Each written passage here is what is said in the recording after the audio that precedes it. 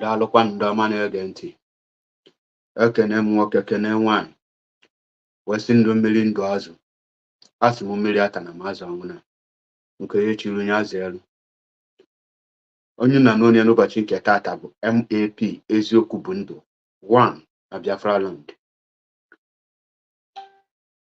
wee sị bifo ngaba n'iru achọrọ m iyogodu mgbaghalụ for ịbịa late for because of technical delays. Meant to be late. The program kwesịrị ibido by 9 a.m. as it was scheduled, but for some reasons, some technical issues, so I need to.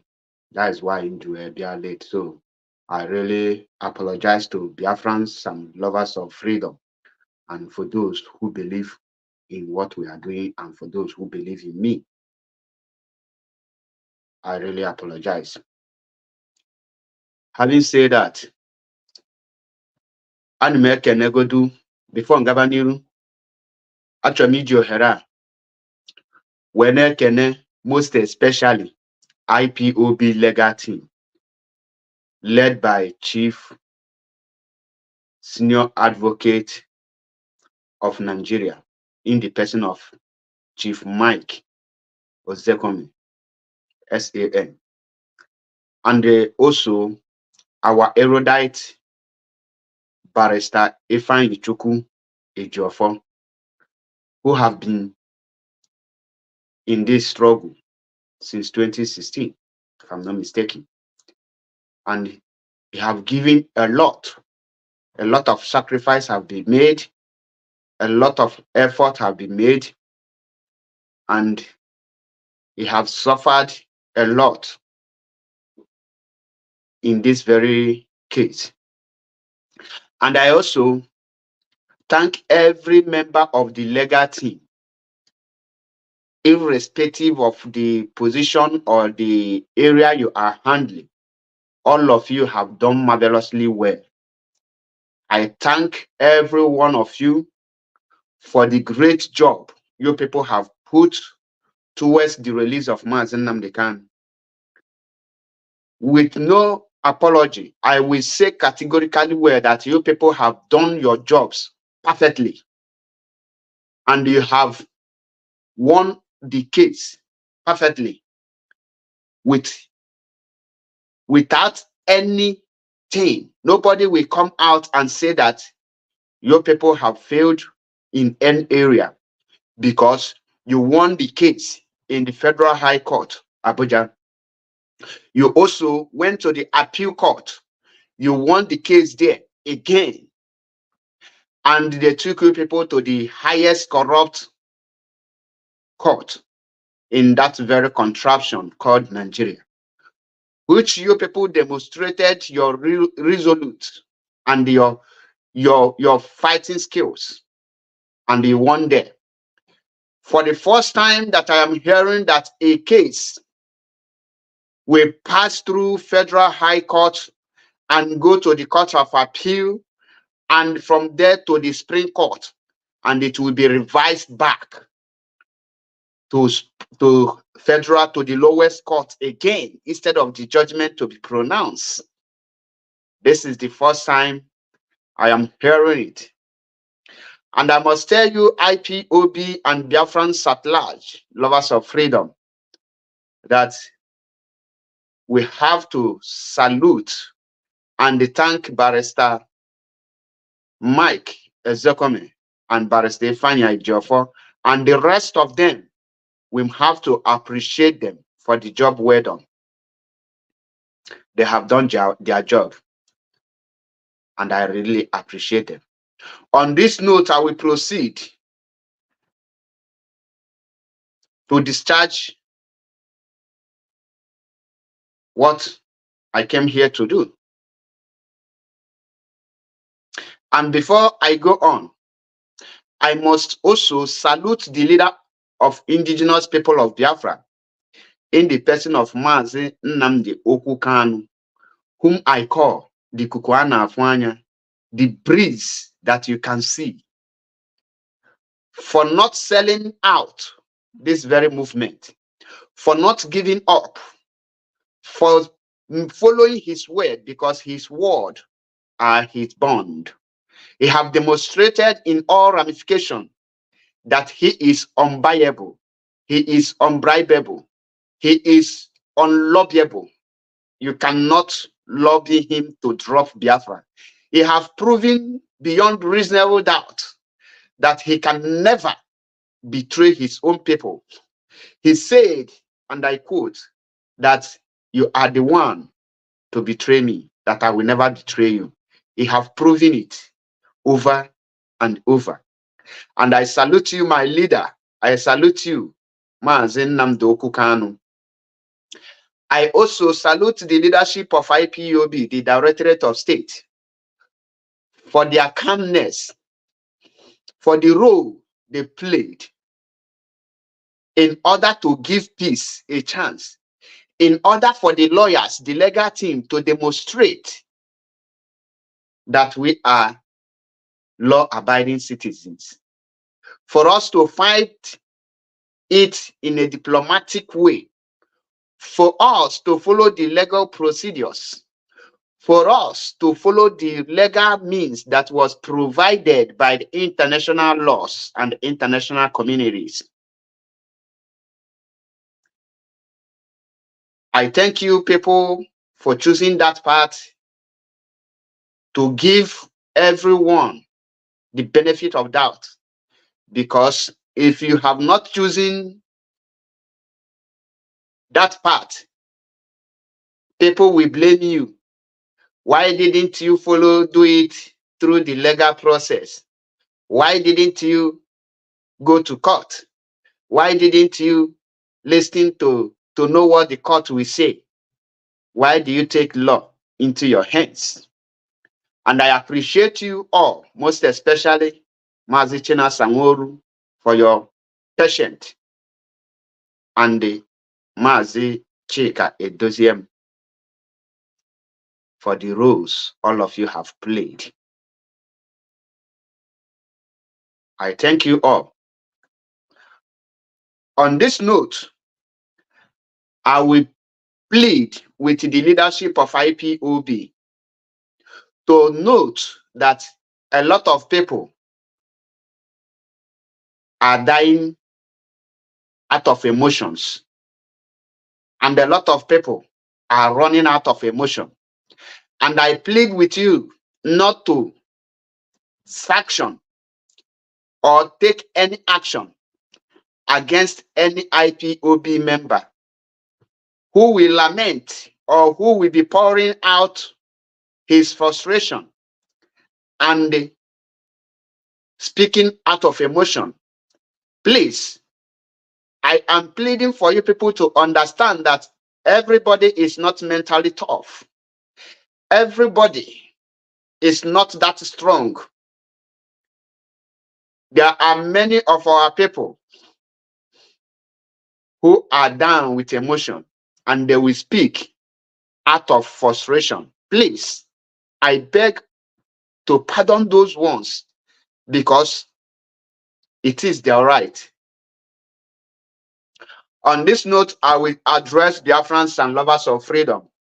Before I proceed, once again, let me introduce myself. My name is MAP Ezioku Bundo 1 in Biafra land, and I hail from Ayamelum in Omambala province of Biafra land.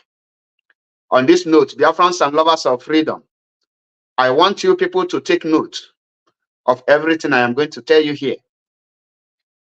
Nobody, disregard any person that will come out to tell you, calm down, let the legal team do their work. Disregard such statement. It is a sign of weakness, and it's a sign of betrayal. At this point of time, it is time for Biafrans and lovers of freedom. It is time for Biafrans and IPOB. It is time for IPOB to fight for the release of Mazi Nnamdi Kanu.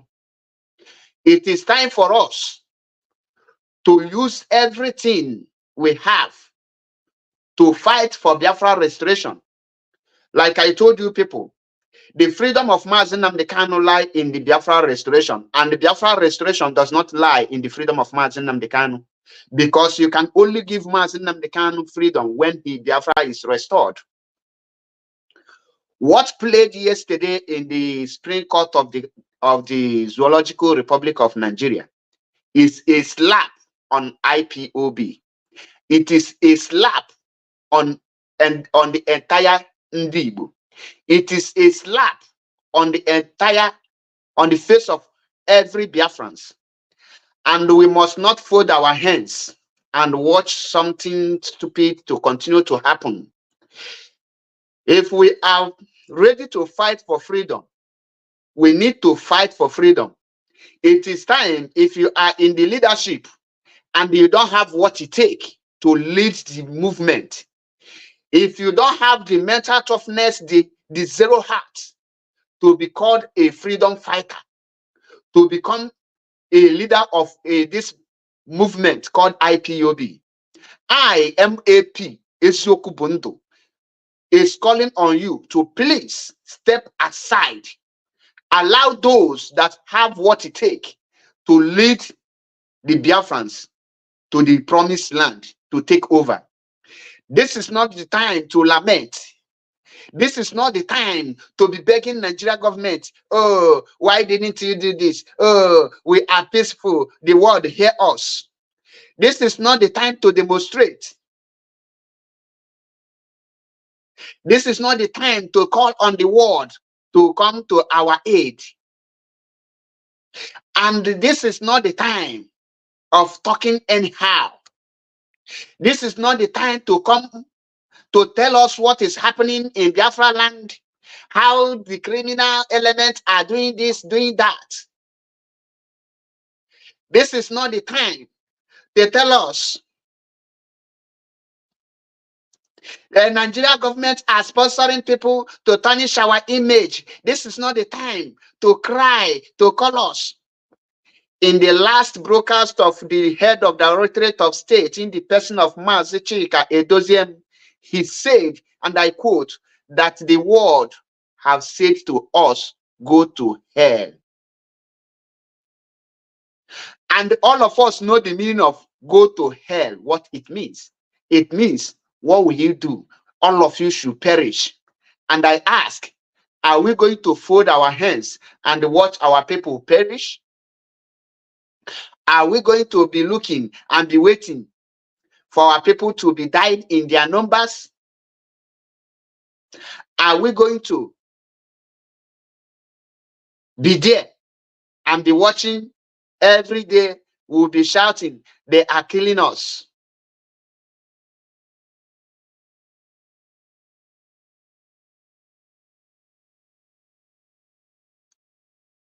I must tell us the truth.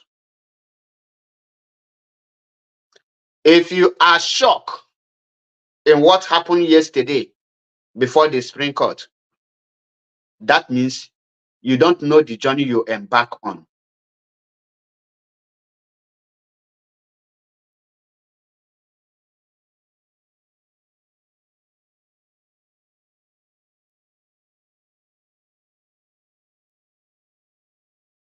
You don't know the journey you are embarking on.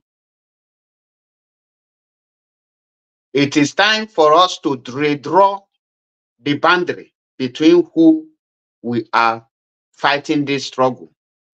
And I said in one of my broadcasts, that it is time for us to know if the Ijos are with us in this struggle. It is time for us to know if Urobos are with us in this struggle. It is time for us to know those who are with us in this struggle. It is time for Ndi Igbo to draw a red line for every person in this very struggle. And I want to say this without any apology.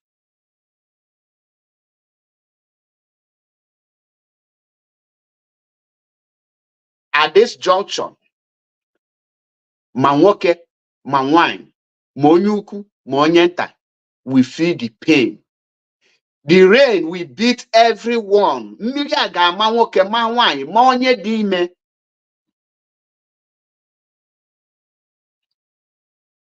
Any person that he is pleading, that he is begging for the federal government to release Mazi Nnamdi Kanu should be dealt with. I am AP. We never beg for Mazi Nnamdi Kanu release. I rather fight than begging. When people are begging, I say that we don't need, you don't beg for freedom.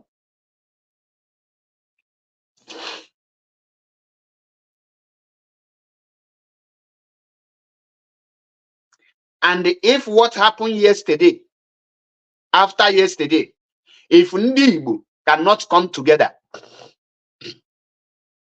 if we cannot put our differences to aside and come together as Ndi Igbo to fight for ourselves, believe you me, we will be wiped out in the surface of this planet Earth. What happened yesterday should be an avenue for every Igbo man, for every Biafran to come together, regardless of your belief, regardless of what you are doing, regardless of your group. If truly we want this Biafra, it is time we face the reality. It is time we say it the way it is, without fear of favor, without any atom of apology. And I want to beg the leadership. You people have the burden on your shoulders now to redeem the image of this very movement. This movement is gradually turning to 18 of caricature. The movement is gradually becoming a laughing stock before the world. And I am calling on the leadership. The time for us to rise up, I am once, Kaimo once, is now. Anything we are doing now, nobody will blame anyone. I don't want to hear, let us calm down this time around. I don't want to hear, let us follow this procedure and due process, give peace a chance.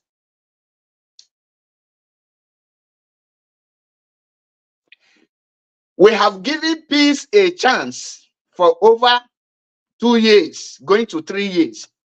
And they have been killing us since 1999, or let me say since the day since the amalgamation of that contraption called Nigeria.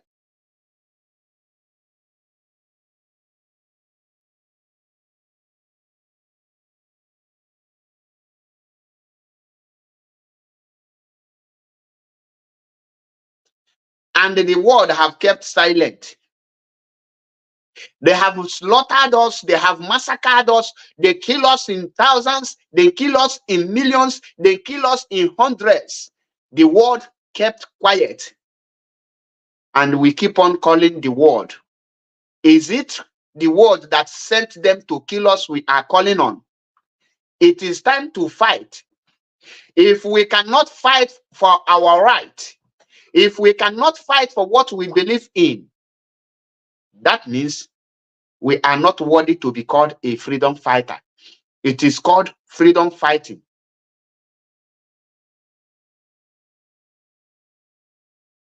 On this note, I am calling on every Igbo man. I am calling for those who believe that they are Biafrans, that the hour for us to fight has come.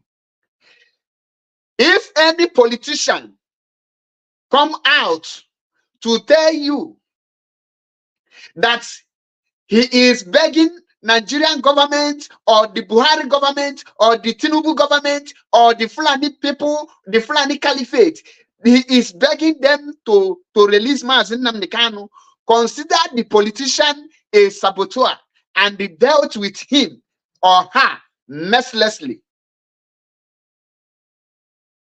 If you are eating, you are celebrating December, I want every Igbo man to know that the war has come to stay. until they fight for it. Nobody should come out and tell us that Alibo is bleeding, because if they are there to protect Alibo, they should go to the House of Assembly and raise the referendum on that very place.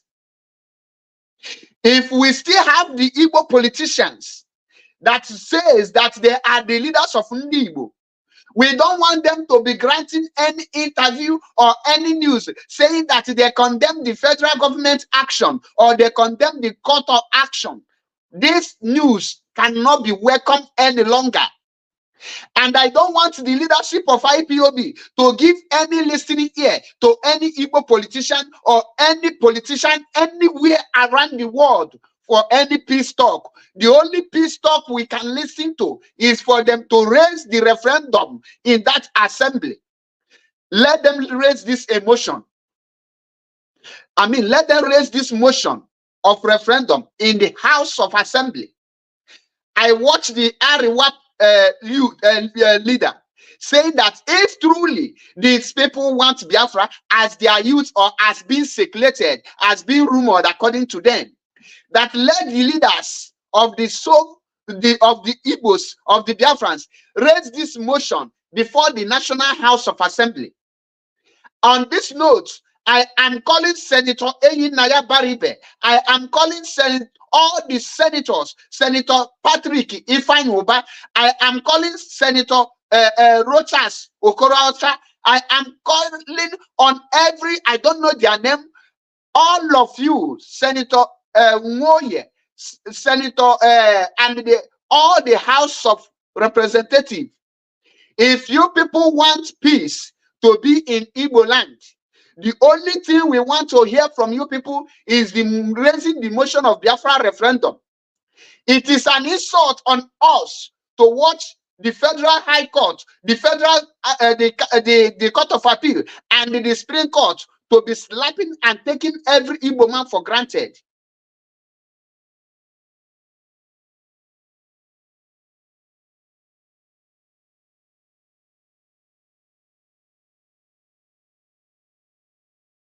Enough is enough.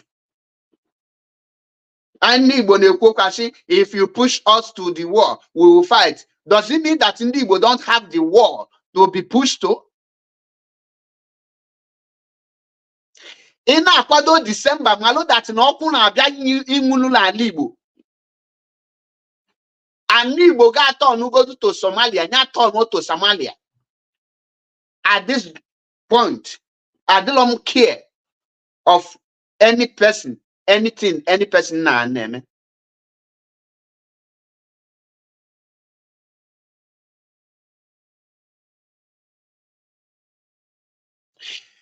This is the time every Igbo man need to rise up, or by speaking. All the possible. This is the time I ban anything Fulani in our land. Anything Fulani and the Yoruba, we need to ban it as a matter of urgent. If we are ready to fight for freedom, we need to ban it. You can't be fighting for freedom and you are dining with your enemies. You can't be fighting for freedom and you'll be celebrating living in peace with your oppressors. Which country can be fighting for freedom and be making peace with their enemies at the same time? On this note, I am telling every Igbo leaders, we need to choose. Come back home. We need to develop Southeast. Anything development will be suspended for now. Let us fight for our freedom. And we don't need anything development for now. What we need is our freedom. After the restoration of Biafra, we now talk about the development. If you develop everywhere and start fighting the war, we destroy it.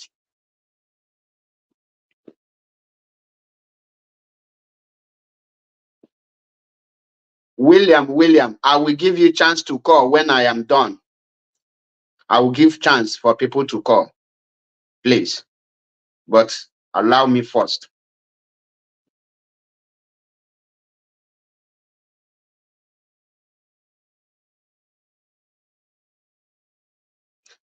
at this point, Afrom Kaiga now see, oh, we want freedom. We want this, we want that. At the same time, you chop peace between Fulani and the Igbo. You chop peace between the Yoruba and the Igbo. The peace can only come after the restoration of Biafra. Then you have peace as your neighboring country, not as one country. Oblo na ndị Igbo fu Mazi Nnamdi Kanu n'anya, ekwugo m this thing. The people need maka ha wee jide Mazi Nnamdi Kanu are the Ijos. If I say it, I know a lot of people, most especially some idiots from Urubu, some female species, Facebook. All those idiots, I don't have time for you people. But I want to tell you, as a Urubu person, if you are in this struggle and you use my name to put in your platform, the ancient thunder will visit your generation. It is time we know that Ijaw people are the tools. Let me tell you something. Let me break something down for you people. We are shouting that the Supreme Court did not do this. They don't release this. Do you know the reason why they did not release Mazi Nnamdi Kanu? Do you know the reason the federal government think that Ndigo cannot do anything? Pay attention. Let me tell you this. I will offend you with this truth, but I don't care because it is truth. The moment they give Tompolo that contract worth of billions of dollars, do you know what it means? They have already bought him to protect the pipeline. Now they secure the pipeline. The Niger Delta youth are protecting the pipeline, and they know that the only way they think that the only way we can get the federal government is attacking the pipeline, stopping the oil in our land. Now they smartly and quickly buy Tompolo and the entire Ijaw. That is why I say that the 99.9% of Niger Delta are saboteurs. They are evil. But if I say it, a lot of you will say, no, Mazi, don't speak. We have some of them in our IPOB. What we have in IPOB is not up to 1%. Ask yourself, since the kidnap of Mazi Nnamdi Kanu today, have you seen any Ijaw man coming out to condemn the kidnap of Mazi Nnamdi Kanu? Any respected Ijaw person or a South person come out to condemn the illegal detention or the illegal kidnap and extraordinary rendition of Mazi Nnamdi Kanu? If they are not happy with Nigeria government, have you seen any of them dealing with Tompolo, tell Tompolo to leave that pipeline? Have you seen any of them calling Asari to Kumbo to the other? Have you seen any of them calling a Twin Clark to other? Have you seen any of them calling a Teketom to other? And what of Waziri? All of them are busy working for Fulanis, protecting the oil in Biafra land for Fulanis, because that is the reason you can, the federal government refuse to release Mazi Nnamdi Kanu, because they know you cannot go to the oil to stop it without confronting the Tompolo men. You cannot destroy the pipeline without confronting the Asari men. You cannot go there without confronting a Teketom men. And the entire Ijaw youth are happy with these people. Have you seen Ijaw youth calling them, no, you can't be protecting pipeline for the Fulanis? Have you seen them? If they are not enjoying it, why their people keep supporting them? Their people are behind them 100%. And we see one bingo say that he is in IPOB, calling Mazi Chebepo name because he is an IPOB, and you as an Igbo man, you went there to be supporting such an animals.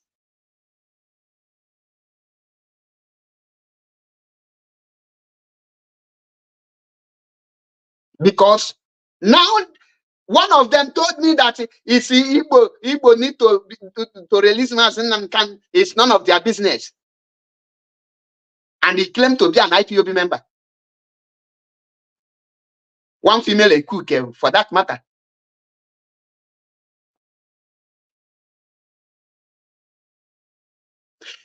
Anything any person can do now, the time has come for us to do it. Imalia he game for Biafra to be restored. The hour and the time has come. And the Obluni, these people are not Ijo and the Urobo with Ishekiri. If they are not ready, let us start with them and battle it out. We must possess our possession. That is why I made my program. I say, if it is Igbo nation, is better than carrying enemies along. We are not compatible with these people. They don't care. They are willing to die for the Fulanis. They are willing to pay the ultimate price to protect it for Fulanis.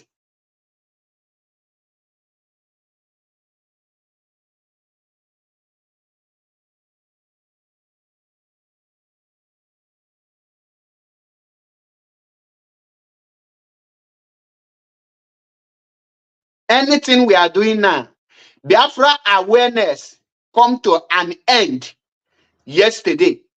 Nobody should tell you that he is creating awareness for Biafra restoration. There is nothing like creating awareness. The hour of creating awareness has come and gone. There is nobody on this planet Earth that are not aware of what about Biafra mean. Onwele none at this earth, nga sigi no malobe o maka Biafra, and the things naga on na Biafra. Ọbụrụ na ịchọ ka Mazi Nnamdi Kanu pụta nke taa nke echi. If ndị Igbo want Mazi Nnamdi Kanu today, tomorrow, it is very easy and simple. We will do it what is necessary to be done.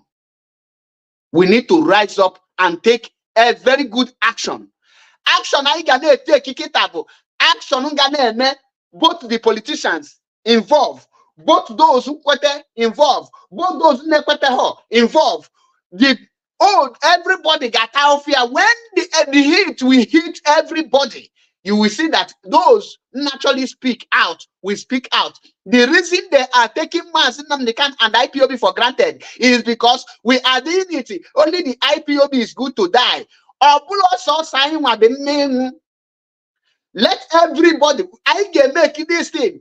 Onye ọbụla ataba ofia, ebe ọbụla ha chọrọ ikwu okwu, ka onye ọbụla ataba ofia.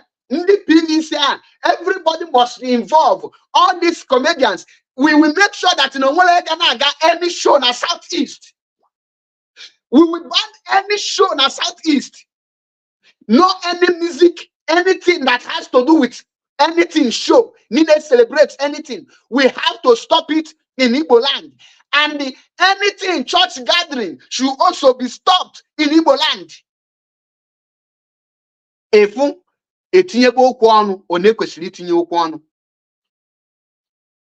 we don't do something, if you don't do something that will make you people to shed tears, you can't restore Biafra. Another quota freedom naka. A Jew of soft mind at your freedom. A Jew, our people are suffering and want a freedom.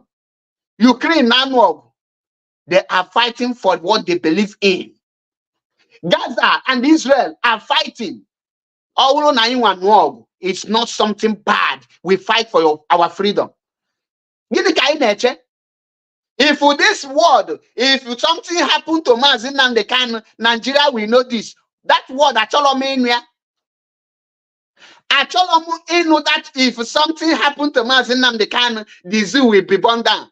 If we don't make any move now, if something happened to Mazi Nnamdi Kanu, MAP say nothing will happen. What did I say? I said if Igbo and the Biafrans and IPOB don't rise up and fight for Mazi Nnamdi Kanu at this point, if Nigerian Fulani kill Mazi Nnamdi Kanu, nothing will happen. We will still make noise and go inside. Cut the video and send it to wherever you want to send it. Say that Mazi Achebepo say that if we don't fight for Mazi Nnamdi Kanu now, and the Fulani sentence him to life imprisonment or kill him, nobody will fight for him again. Also, Sonia Lana see if I find my head and I don't see my head on my shoulder, what I will do? Onye belisi, only forgive him, onye murangu ahugo. Who don't die, don't die.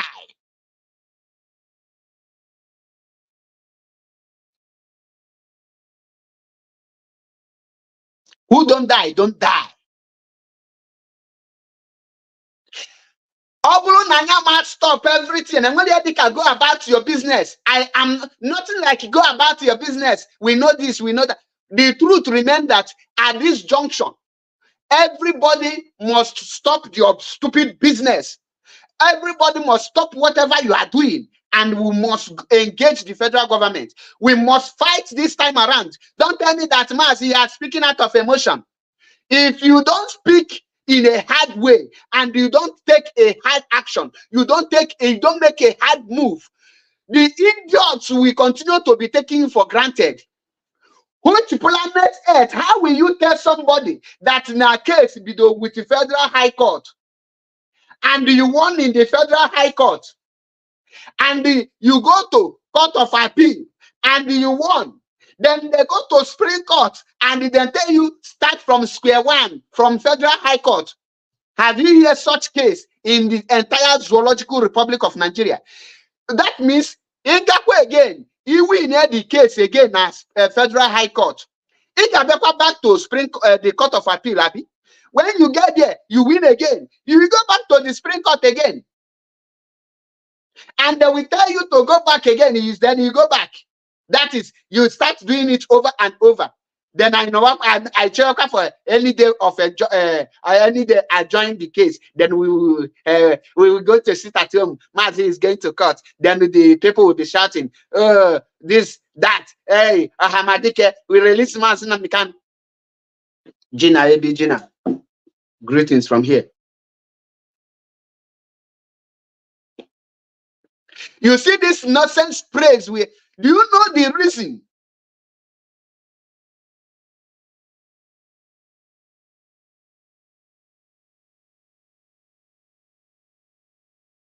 Do you know the reason why the Fulanis are taking Ndi Igbo for granted?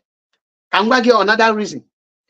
Ndi Igbo always bring a slave and they hype them to become the speakers and the representatives of Ndi Igbo. For example, look at how Ndi Igbo is now taking Okulora as Onunekuchitelu Ndi Igbo, as somebody who is now speaking in for Ndi Igbo. Tomorrow, who is the contact Okulora? He depends on the Fulani police because he have one Fulani. Now, when you will have issue with the Fulani, how will you now expect a boy to Fulani to come and stand for you, to fight for you? But if you see a man who stands for Ndi Igbo and rebuke that person, when you have issue with the outsider, the person will come with fight. But Ndi Igbo is building bingos, hyping bingos, praising them, making them relevant before the world, and the people you are presenting those people to, they know the person you are presenting to them is nothing but an errand boy to them. And they will not, when you finish making such an empty idiot, your speaker, your representative, your dogu, and your everything, and you have issue with them, and you call on that very person, the person will not be able to speak because he is a boy to the Fulani. That is why I say Igbo must stop hyping and projecting an idiot to be relevant in Igbo land.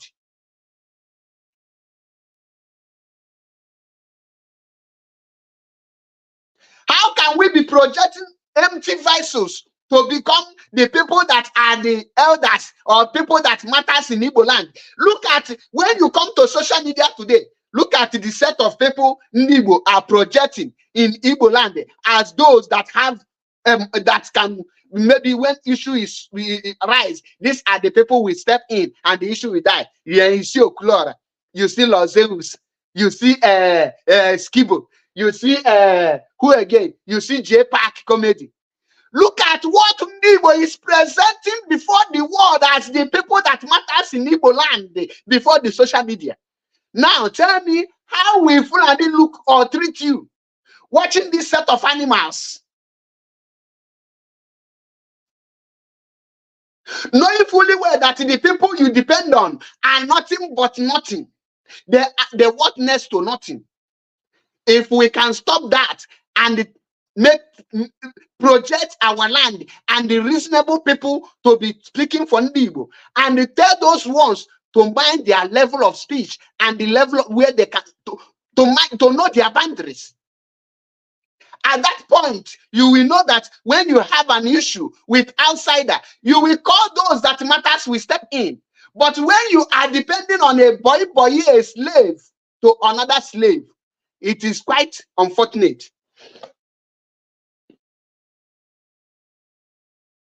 It is unacceptable.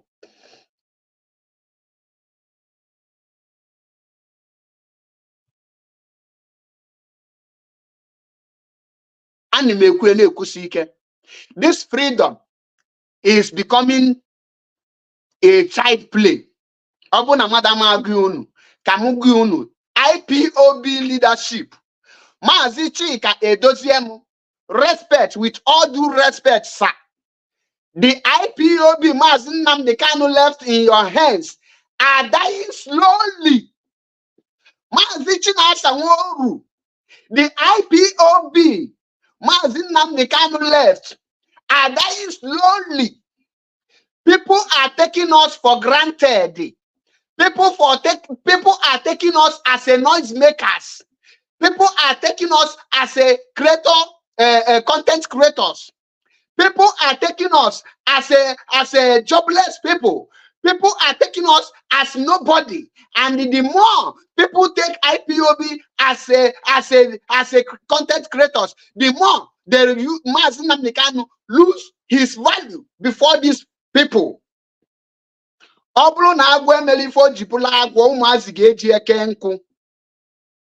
If we don't roll the way we're supposed to roll, a time will come.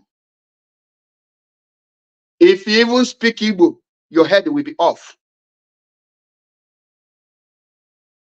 All the truth, I am AP Eziokubundo, cannot fold my hands and be protecting nothing but nothing. The hour has come. And when they let our women go their business. And when they let these people do their business, we need to. No! In a freedom fighting, you don't feed well. In a freedom fighting, you don't live a comfortable life. In a freedom fighting, you don't do things you like. That is why I said, we first of all stop anything that has to do with any show. Say you are doing consent, you are doing comedian consent, everybody come. From now henceforth, we must stop it in Biafra land. Let them know that we are not joking.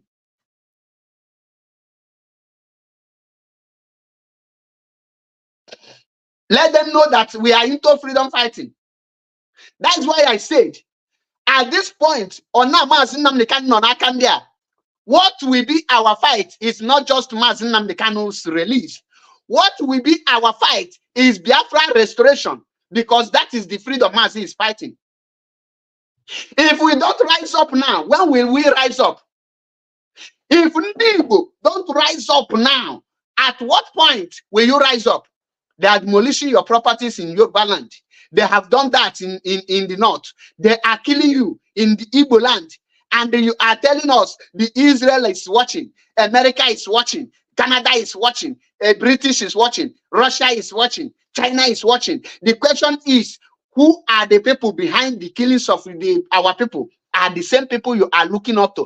How can an Igbo man be looking up to his enemy to come for his own rescue? How can a reasonable Igbo man be looking up to his own enemy for his own rescue? Ijaw people, the Biafra coastal region, are comfortable with Tompolo, Asari Tukumbo. They are protecting them to guide the pipeline for Fulani, and you tell me that these people are freedom fighters. These people, they know what they're doing. They made Dindo. And you will see one bingo from the coastal region to come and mention MAP name. You as an Igbo man, you open your smelly mouth and tell the person, right down, Mazi is causing division. Thunder, nga fire the person na warm. This Biafra coastal region are the reasons Indigo have been taken for granted, because we are still pampering them. Over pampering them is getting out of hand. Any of them put on and pamper the person, we will even abandon our own people and follow all these Urobo girls now by area. And that gives them the guts to be measuring Mazi Paul in their useless platform. Because I speak the truth to them. Instead of here as an Igbo to tell them if truly what Mazi Paul is saying about the Ijaw people is a lie. Why do your people comfortable praising the Tompolo, comfortable praising Asari for guiding pipeline for Fulani? Are you people not supposed to rise against Tompolo for accepting that contract from the Fulanis? What have you seen any Fulani person rising up to condemn Tompolo action?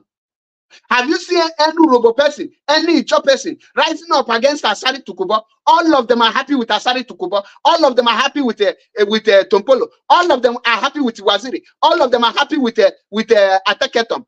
And when you speak, you say, Mazi, we are one. We are who is one. You go enemy fair with Ojo.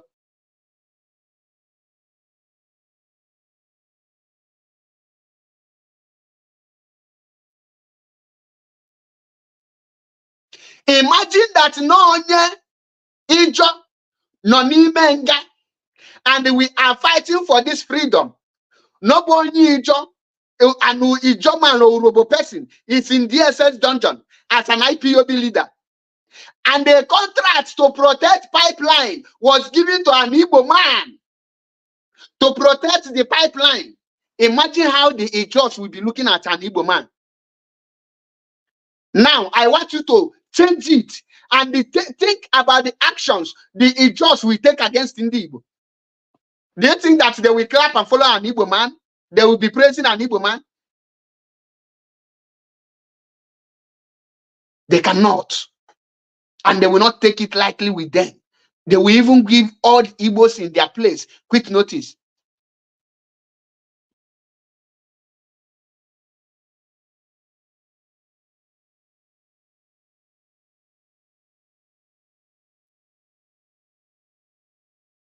All of us are gradually turning to a coward. John Wade says since the kidnap of Mazi Nnamdi Kanu, or since this Biafra agitation started, what have the Biafra coastal region done towards this Biafra restoration? None of them have done anything. What pains me most is that if you see some of their idiots join IPOB, and all the IPOB media will be hyping all the praise to them, why they are castigating an Igbo man? I will not take that anymore. Any Ijaw man that come out, even if it's a saboteur, an Igbo man is a saboteur, and any person from coastal region come out and talk about the person, I will descend on that person. I will descend on that person mercilessly, be it woman or man. The time for them to focus on the Tompolo, Ateketom, and the rest of idiots is now. There is no any Urobo person or the so-called Niger Delta that is worthy to talk about the most useless Igbo man in this world. Not to talking about our own people. Anyhow, they don't have that right or integrity to do it. Look at them. All of them are saboteur, and we cannot say it. And we are fighting for freedom. What type of freedom do we want? A freedom where we become a slave to a non-entities. I am not part of such nonsense. And those of you who are hyping rubbish are the cause of this thing. Those of you who cannot speak truth to these Urobo girls and Urobo boys are the problem. Those of you who cannot tell them, focus on your people first, wake your people up. Because if I speak to their people will see it as an insult, as a tribalism. Why can't them speak to their people? They cannot speak to their people, but you will see them afternoon, morning, and night talking about Igbo. Did Igbo wake up all of a sudden? Are we not the Igbos that wake up Igbo up? Why can't those that is talking about Mazi Nnamdi Kanu, why can't them wake their people up? Look at Urobo. How many Yoruba people are in this struggle? How many Shekiri are in this struggle? How many Ichop is in this struggle?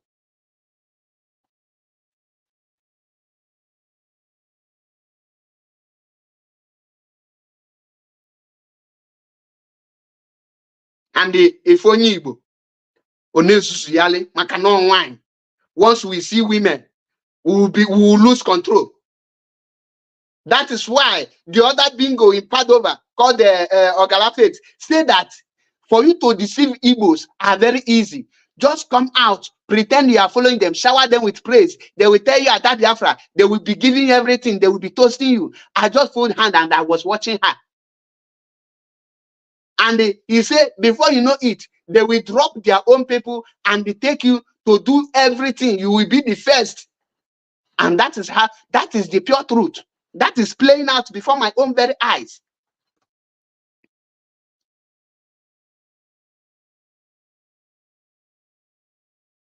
We love to show others they are important more than our own people.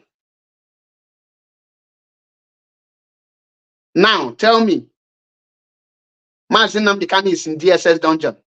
Tompolo is busy warming his boys to kill Ndi Igbo. Asari is killing Ndi Igbo woto woto. And we are praising their people. Negemonti, any measure that will be put in a place should be put now. Any action needed to be taken should be taken. Even if it is to lock Igbo land for 1 million years. I don't care. Obulu na this a struggle. No metutelo nwoke, metute nwanyị. All no metutelo nyuku, metute onyenta. All no metutelo those business people. Feel that the Biafra restoration project is none of their business. If you don't consign them, we will not restore Biafra. You cannot beg them to join, but you force them to join. You will do something that will make them to join you. They are living a comfortable life. Now organize issue. Now melon we have comedy. Now get bob na hatcho. Take a hage ginti.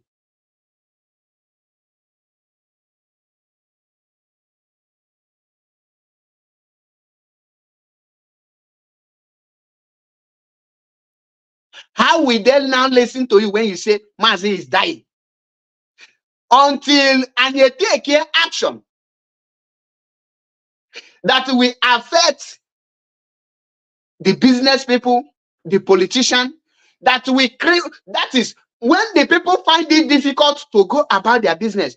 When the Fulanis cannot access our land, believe you me, on this note, can now grab Biafrans and lovers of freedom.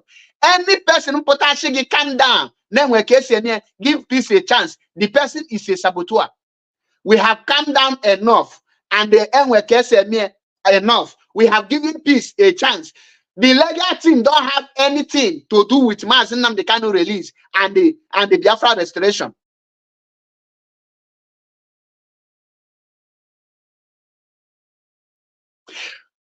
$1 million barrister Jofo or 1 million Mike Ezekome cannot release Mazi Nnamdi Kanu and give you referendum. Go and write it. Lawyers cannot give us referendum. Referendum cannot be gotten through our lawyers. We, the movement, we, the Biafrans, are the people who will request for our freedom, and not by petition, is by actions. Our own freedom beyond Akotanaka, you will not be seeing any war. It will not be called freedom fighting.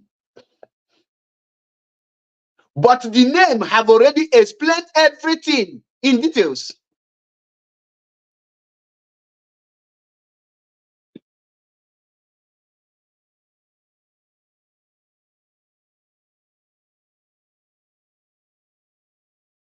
It is called freedom fighting.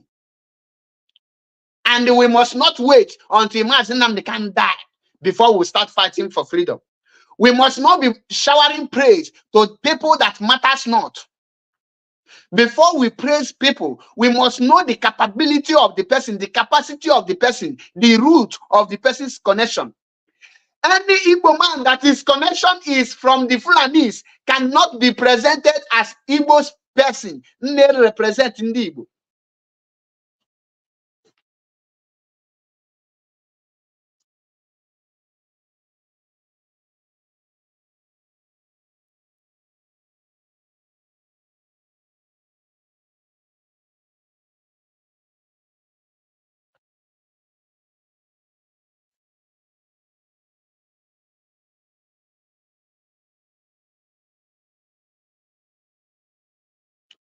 Any person, his connection, contact, Nshi from Fulani, cannot be an Igbo leader.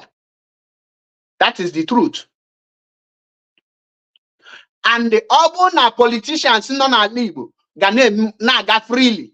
All the politicians gonna ga freely. Imana dibe serious. If there is any revolution, and when you hear that the revolution will start in Igbo land and it will be against the politician. On this note, can you just say my number in case our brother yes, William, you said you want to call. You can call in if you have my number. Or else the number is +39 35 12 95 7752.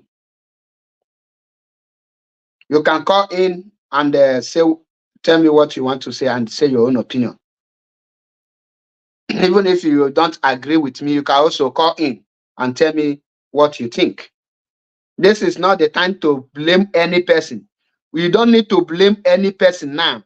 What we need to do now is fight for what we believe in.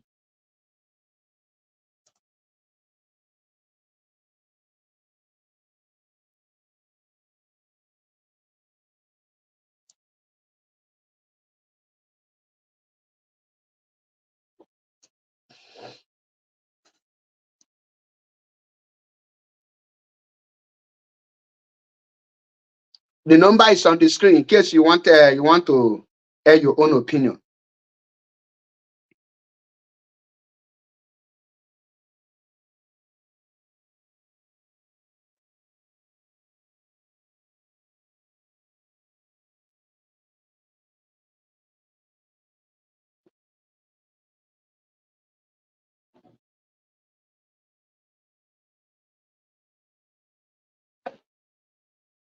So Biafrans and lovers of freedom, this is time we need to redeem the image of IPOB. This is time. We have, if we truly have something to offer, this is time to offer it.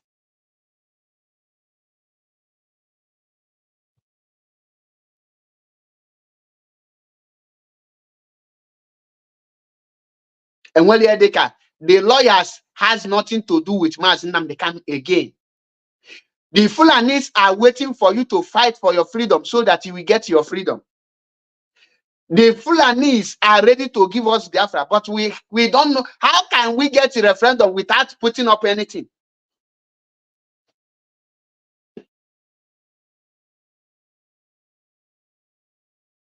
How can we do something without anything?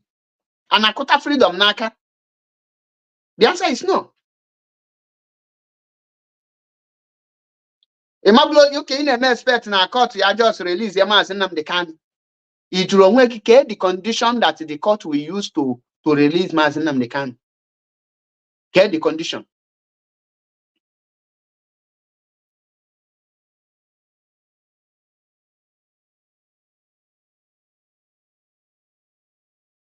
The condition. It will this question.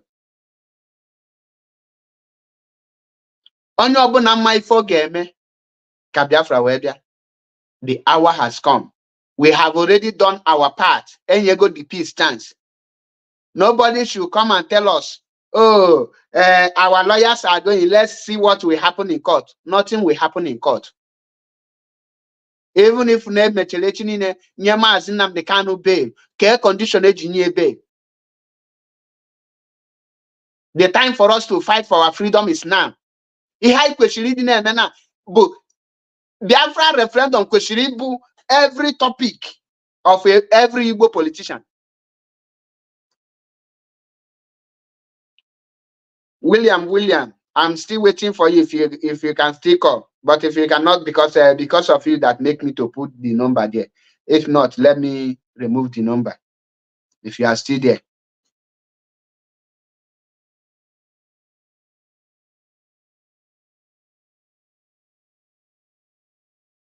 Ketanua.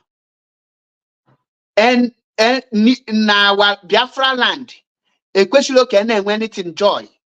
All not the self possible. When like especially Christmas na Igbo this year. Especially can any person celebrate anything anything, not to talk of mass. And on this note, can now warn every Igbo man, the hour for every Igbo man to come together. Those of you who are sabotaging this very movement should think twice and know that the hour has come. We must not be coming here. And the Aiga Kushi at this point, Aiga Kushi go to Igbo Wani, but Kayamalu go to Kebezo, Kayamalebe, this struggle cheliru. That's why Joanna got the leadership of IPOB. IG Kwodi Saka IG for next 6 months. Ege chief here basala IPOB, to be honest with you.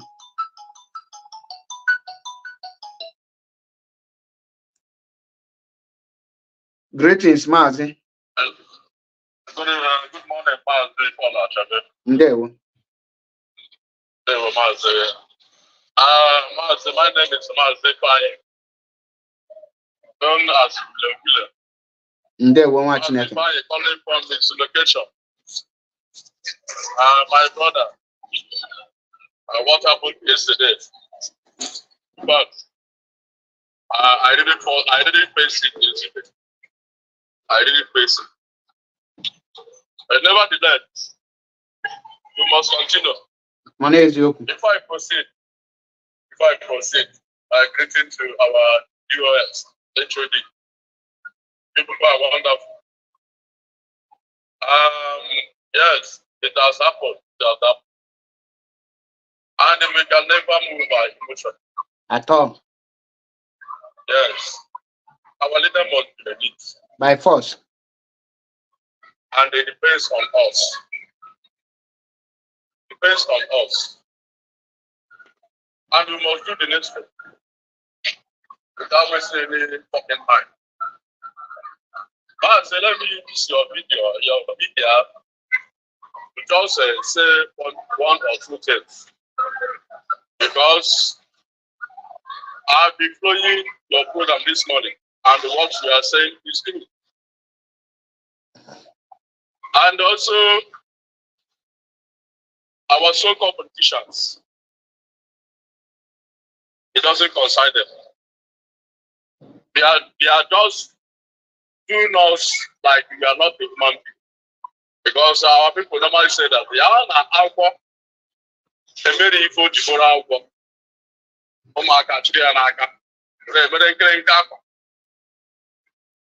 I can remember it's because of this our so-called politicians when they finish selling us to the display investment, they will go scot-free.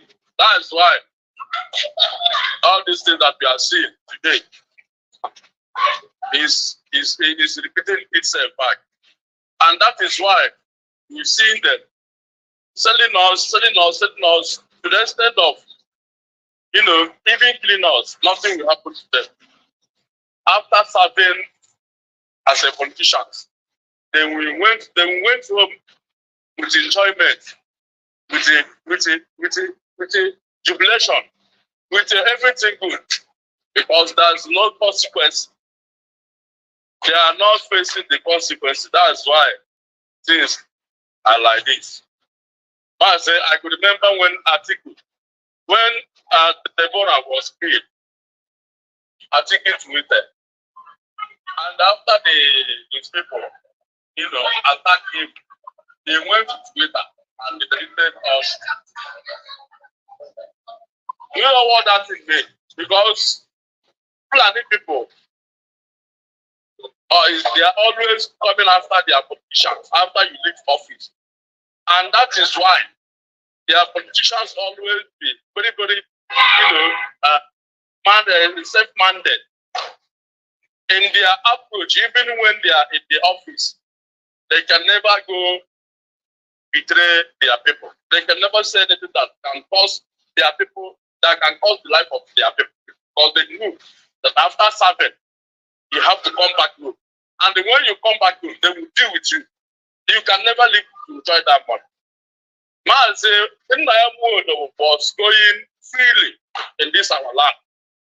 All these politicians that have been making us our life to be miserable. Mazi, they are going freely in our land. Nobody's touching them. And that is why what is happening to us is happening to us. It's very, very sad. I think that these people, you have to teach one of them lesson. Other people will learn from there. But not because of when they sold us finish, they will go scot-free. And that is why nothing has been changed, man. We need to change the music. The music need to change. Another we must change this music.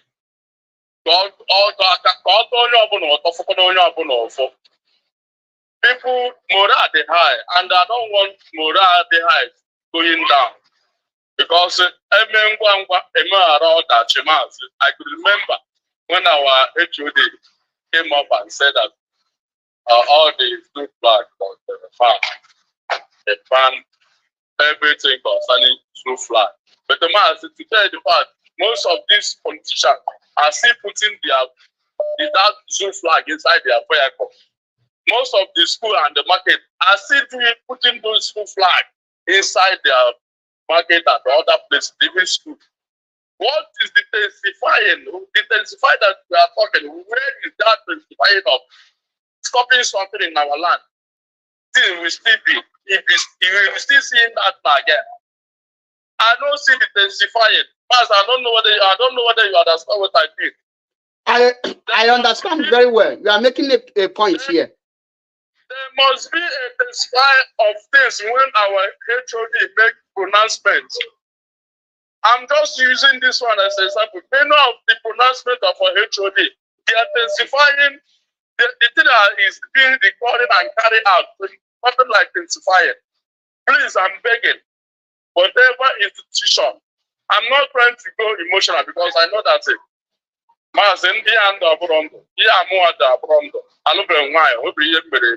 At this my age, nothing. Okay, I'm just living for nothing. Any decision that's going to come, I'm pleading, I'm begging. Let's intensify, continue until the intelligence, like as our leader said, that the dragon flag has been raised and they can never come back. And we are seeing it intensify. Are you getting me? Yeah, of course. To put something, yes. So whatever is the or whatever is the plan that's going to follow to this mess that our politicians have put to us. Let the intensify no go down. Let the intensify no go down again. Let it be intensify until we achieve our aim. I know that our HOD, they are very wide. Please, I'm begging you people. We can never live like this. And we can never allow this people to go free again. I'm not trying to suggest. I'm not trying to give order. I'm not trying, but I'm trying to search my people opinion. I know that these men are men of honor. I know that they have something in mind. But let that in. And whatever you people has in mind, you move with this stuff. I support you people. I will be standing with you people until the last day of my life. I'm not happy as you see me. I'm falling sick since yesterday. I'm very, very sick because of the trauma of what happened. And I go to one, and I go for one. I go all the other than I'm preaching nursing school. It's saying I go back to nursing school again. And then they came over that. In fact, I have bigger further. May God bless me. Let's support our HOD. Whatever is support, don't need the guidance. We support you people. I'm saying my mind. We must support you people to achieve our aim. May God bless our HOD. May God bless all IPOB leader world. May God bless our leader, Mazi Nnamdi Kanu. You must come out from that place. Don't be. I'm not shaking. I'm not panicking. At all. Once again, my name is Mazi Nnamdi. Mazi Nnamdi calling from this location. I sign up from their house. May God bless you.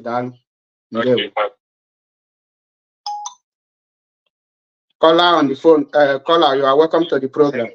Thank you so much.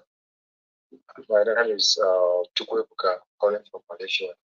Chukwebuka. Mazi, ihe mere yesterday, that is onye ọbụla sị na wutere ma na onye ahụ bụrụ onye Igbo, as a matter of fact.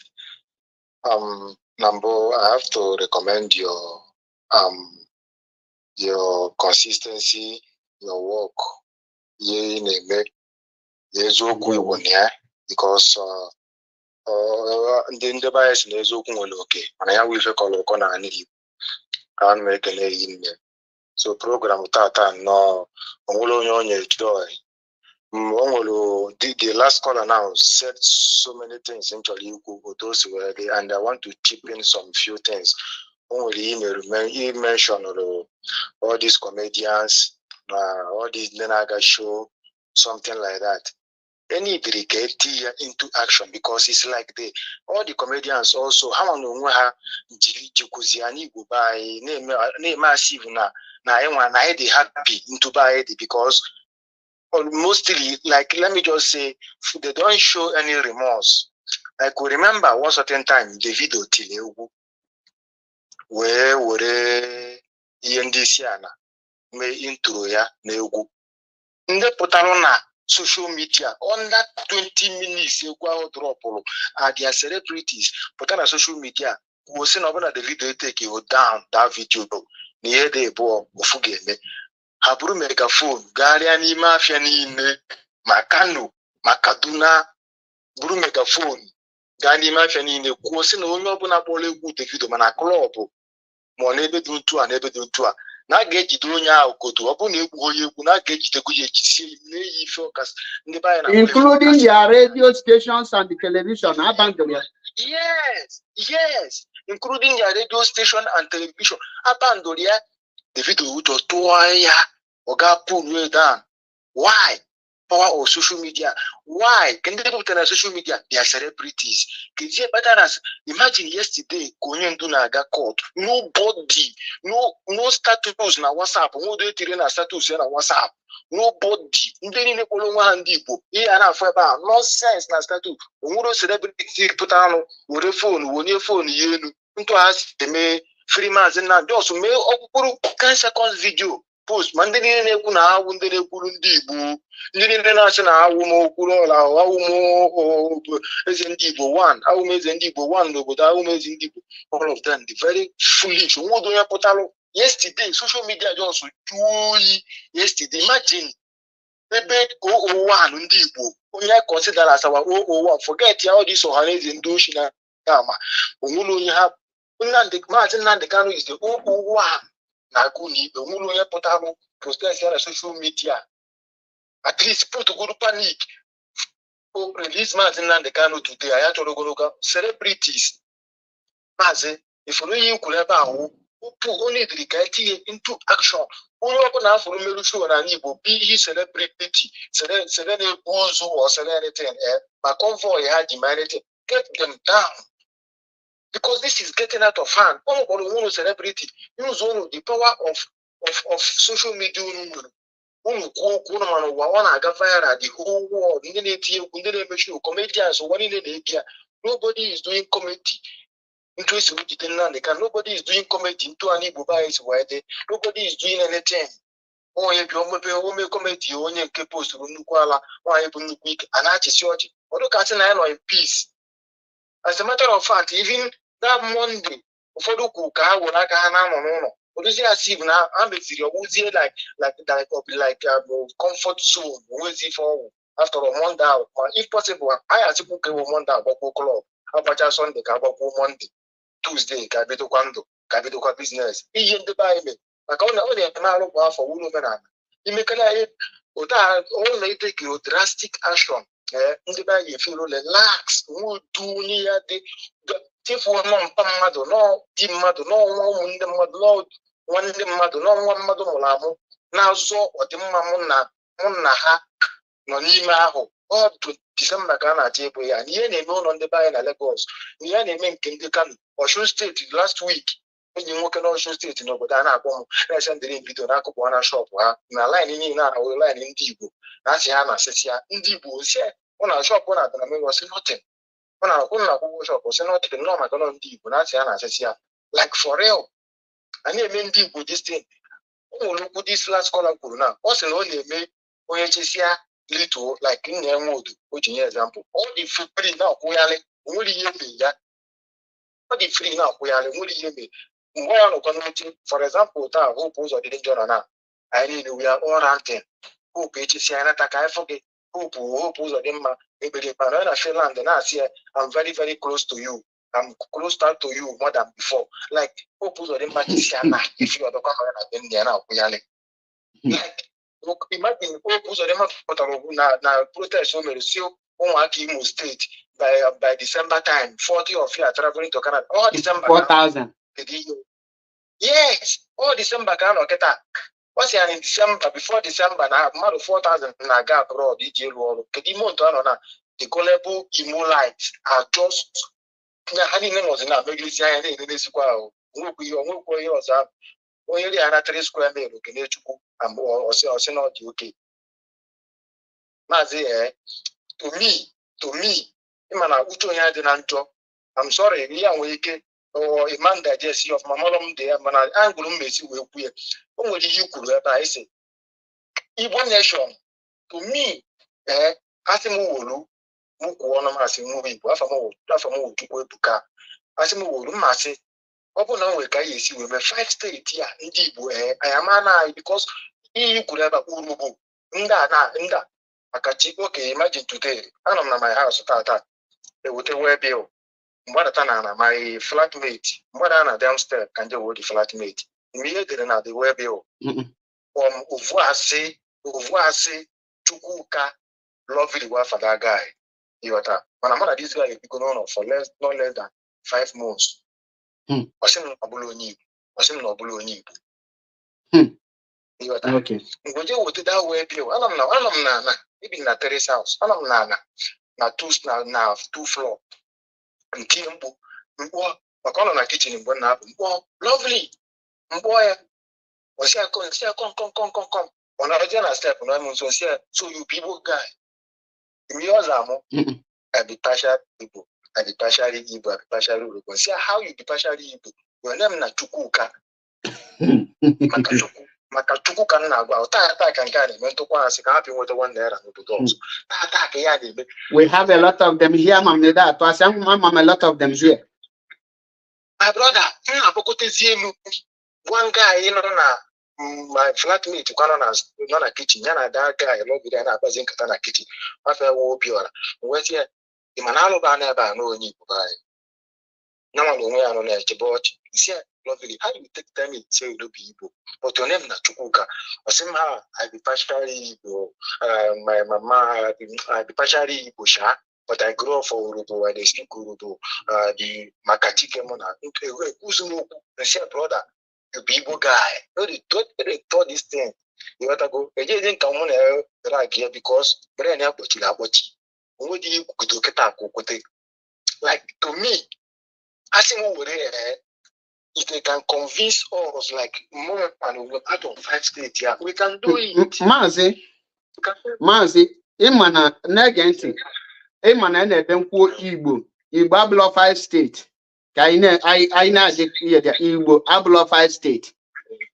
When I say Igbo speaking, Anioma nọ na Delta state bụ Igbo, Asaba bụ Igbo, Agbo bụ Igbo, Ikwere bụ Igbo. All this place bụ Igbo. Ihe mmiri bụ Urobo abụghị Igbo. Ishekiri abụghị Igbo. Ijo abụghị Igbo.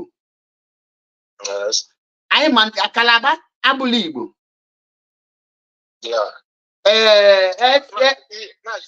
Ihe mụ na-akọwa bụ anyị machara ndị like Ikwere ama na awụ Igbo. Enwere Igbo speaking so state. Yes, and even at the struggle, those Igbo speaking on at the struggle, even as the struggle. Yes. Even enwere like and your people nọ at the struggle kanku. Ndị Agbo nọ at the struggle kanku. I na for ha. Even na my region here, mam. Mana the people because some people they misunderstand the when I say Igbo nation, I mean the every people na Igbo as their language. Simple. All 5 states na Igbo. But the other side, because Onana marginalized here, cannot marginalize it, those are not at that state. So, and the ones are to once I want I speak Igbo, that is the only thing. Man, you also know when you were na ega phone you robo or pota makana na-ekwu eziokwu or pota or they na castigate Mazi Achebepon. If only Igbo apota na support here. Na support here. Like one idiot from now, they are the analyzing my video. And they check up your media analysis. Come for the IPOB. Person Gabiashim Mazi stop. From now, the rubbish on the day with my name. Or Bawampa court on your call, Nancy. Mana, Ndi Bona support to that nonsense. And the major because Benga I'm people, Mama. So, Mazi, can I put here because time is going.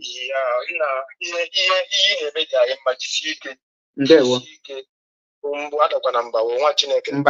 going back. Sure, respect. Now, the first column will something this word and I got to IPOB leadership. Because call through this particular place, send the letter to IPOB leadership. Mazi Chike doesn't truly made a statement, like the first scholar said. Also that there is nine abandu Nigerian flag in everywhere. Mana bank, mana school, mana any person yakushi use Nigerian flag in Biafra land. That very order was not carried out, was not implemented, and that is why IJB at times are shining at the leadership and we're here. Hannah, we believe in you people, and we are with you people 100%. But those orders must be carried out in action, because law enforcement among law abiding citizen. The reason people obey law because there is people enforcing the law. You have made a law, we need to enforce that law. So the leadership need to enforce that law. Yes, now it is serious. Secondly, the Biafran national anthem, which by this time, any school naturally use Biafran national anthem should be shut down until Biafra is restored. Any proprietor naturally obey. We are taking everything as a joke. That thing should be intensified. Nke kachasi nke bonai bandolo anu efi na alibo. Manaketa efi da usa julebe nine. Iya bu very shameful thing to us. It's unacceptable. Ona bandolo efi da usa ekwesiri intensify it. If the Fulanis are not comfortable with it, let them get out of our land. Enforce that very law, that very statement. Kogoshi, yes, you are the leadership. The media warriors are doing everything within within themselves to make sure that the leaderships stand high. But you people need to put that action to avoid much embarrassment.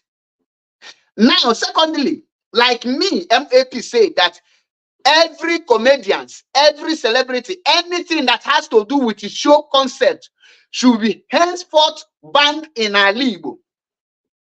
Because there's danger.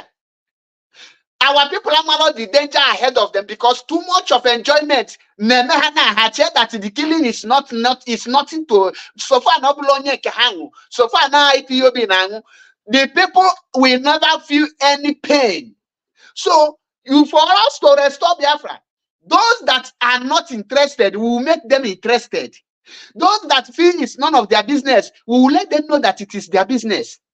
Those that say, oh, you know, consign me, thank God that not be IPOB. If they will not know, yes, they are a IPOB. Action, they say, speak louder than voice.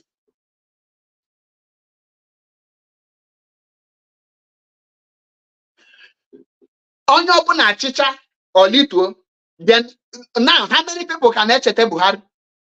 No, how many people can the government kidnap Mazi Nnamdi Kanu? Nobody remember the government. Before you know it now, Tinubu das, Tinubu this, Tinubu that, Tinubu this. We have forgotten the past regimes. That is why, to be honest, the leadership, it is very shameful for IPOB to be coming out on a press release to say that Emeka is lobbying the federal government not to release Mazi Nnamdi Kanu.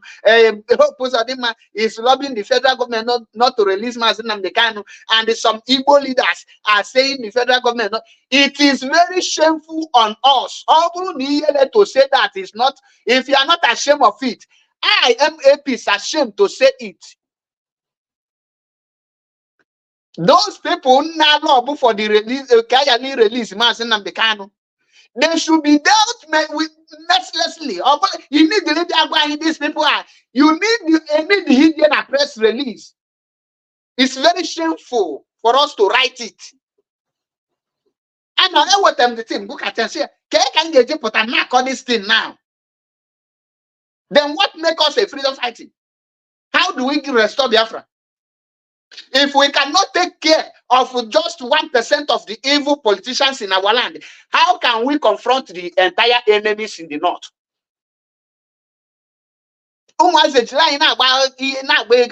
Kita no a whole GOS but I there I sing on a big sin a radio Biafra. For that thing, I beg you can get gossip handle. Those nonsense talk is because of inactions.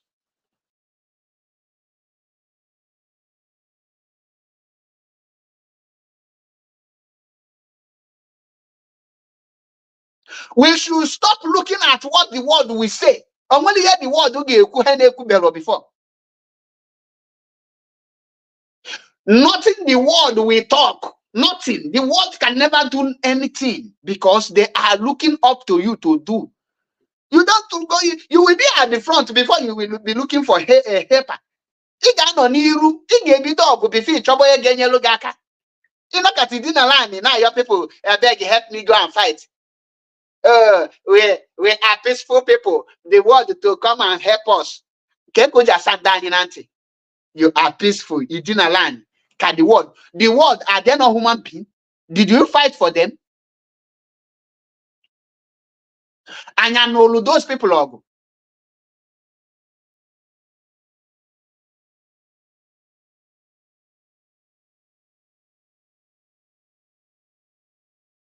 That is why at this point, calm down. The person is just nothing but a saboteur. The person want to weaken your spirit so that I over and over again. On social media again. And when they calm down, the only time they come referendum coming down and the Mazi Nnamdi Kanu release. Anything apart from these two things, the person is on his or her own. And when I'm acting of any respect for any person, Mazi, you talk anyhow, calm down. And we're casing them very soon.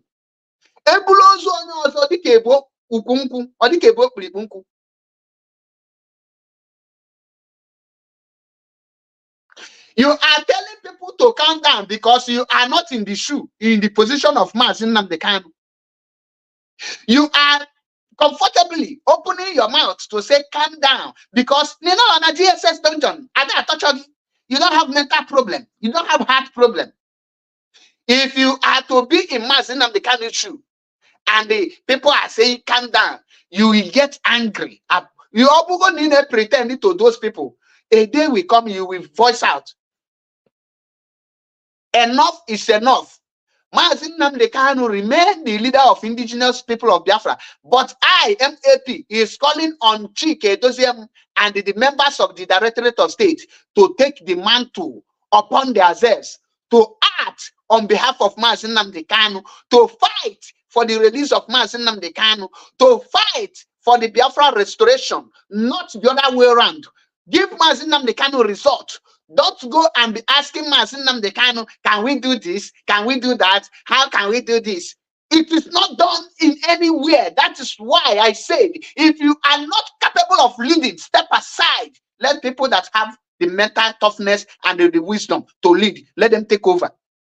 Mazi Nnamdi Kanu created the DOS because he knows that a day like this will come. He expects them to do things on their own and give him results. He never expects them to be coming to DSS to be asking questions anyhow.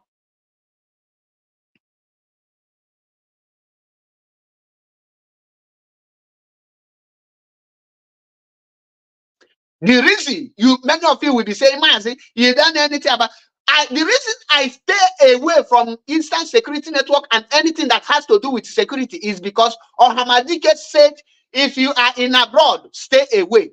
I don't want you to mingle. That's why I obey that order. Not that I don't know people that how to connect and start talking.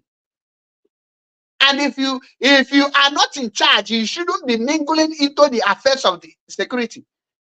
Be a novice until you are called upon.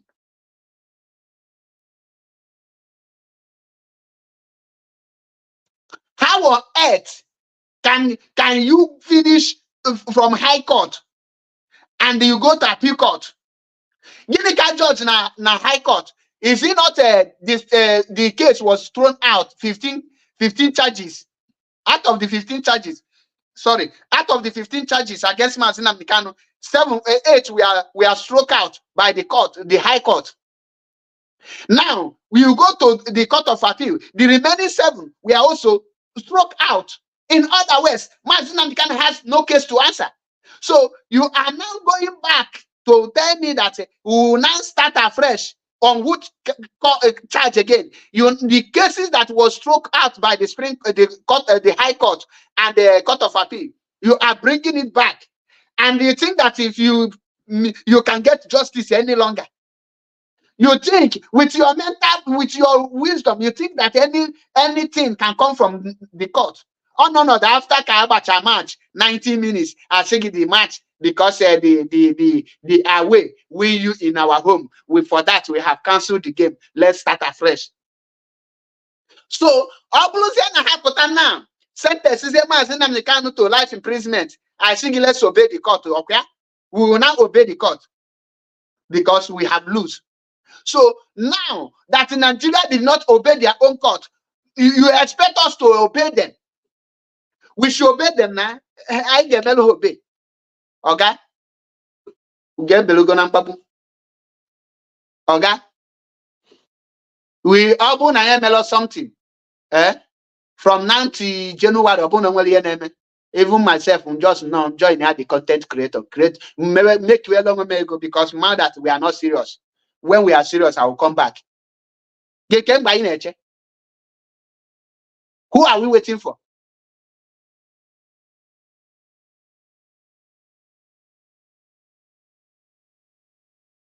Step up the game. Can people marry? Yes, you people are the leadership. Because with all due respect, but people are not happy.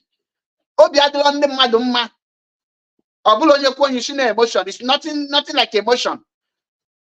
That is the bitter truth. The freedom of Mazi Nnamdi Kanu matters to us. It is anything that we don't need anything begging. Let us do it.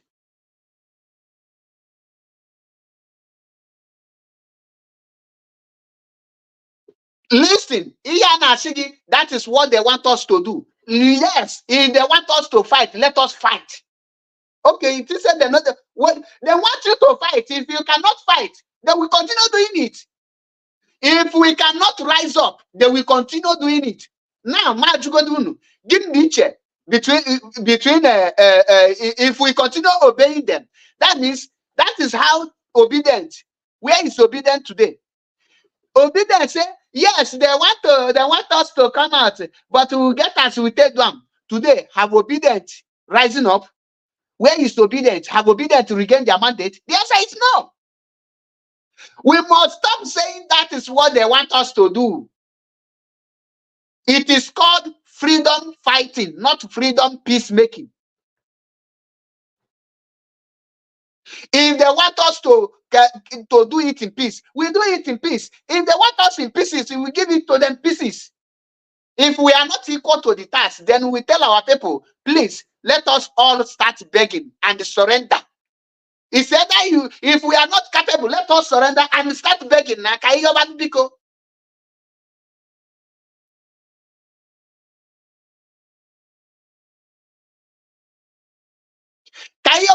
Now let us go with Biko.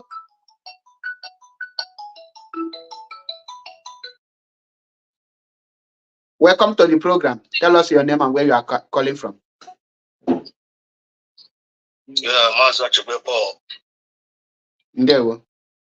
James Udoka na-ekwununu anụgo m olugu na ọgwụ na this is the Mazi Achebe mmanụ na now you are talking one okay for this is the original you one that ga were tinye na cage gị na ọrịa na-eme ka ụsụ nwanne look at here you put it now the back man why want the back down and the freedom fight na ebe the other because we chiga leader we go change for almost 3 years now and that's only like this show and so like puto we don't know na una ndị na-eme kisi move ka bọpụtazi leader si na ta wusi sabo ọkọ na ekusi ekita na nwanne ya ahụ debe ntị ngi disposi na-ekwu adọ ya maka onye ọbụla disposi na-ekwu igwe the freedom of mass na nkalụ anyị maka kpọpụta ya there is nothing like court onwe ndị court ga-eme nwe mgbe ndị Nigerian government ga-enye our leader freedom onwe mgbe ha ga-enye ya freedom onwe mgbe ha ga-enye ya justice and asị na na-eche ndị court and eche ndị court for what court mana a na-esusu nwanne for our leader to get free anyị maka kpọpụta our leader ihe na-eme anyị si anyị n'aka. The problem is going now. How can you make a protocol like this? They speak with one voice. And with one voice, you can put Mazi Nnamdi Kanu. As long as I am money, I could get Korobago gas idea. Unibu, a Korogas idea. When Mazi Nnamdi Kanu got no there. And this is enough is enough.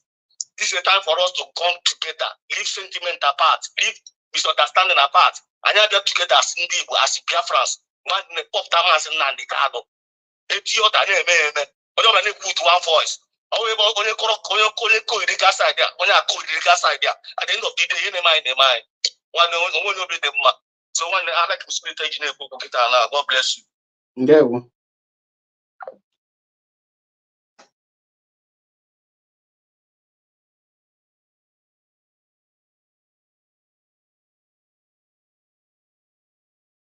There is a lot of things we will do to bring Mazi Nnamdi Kanu out.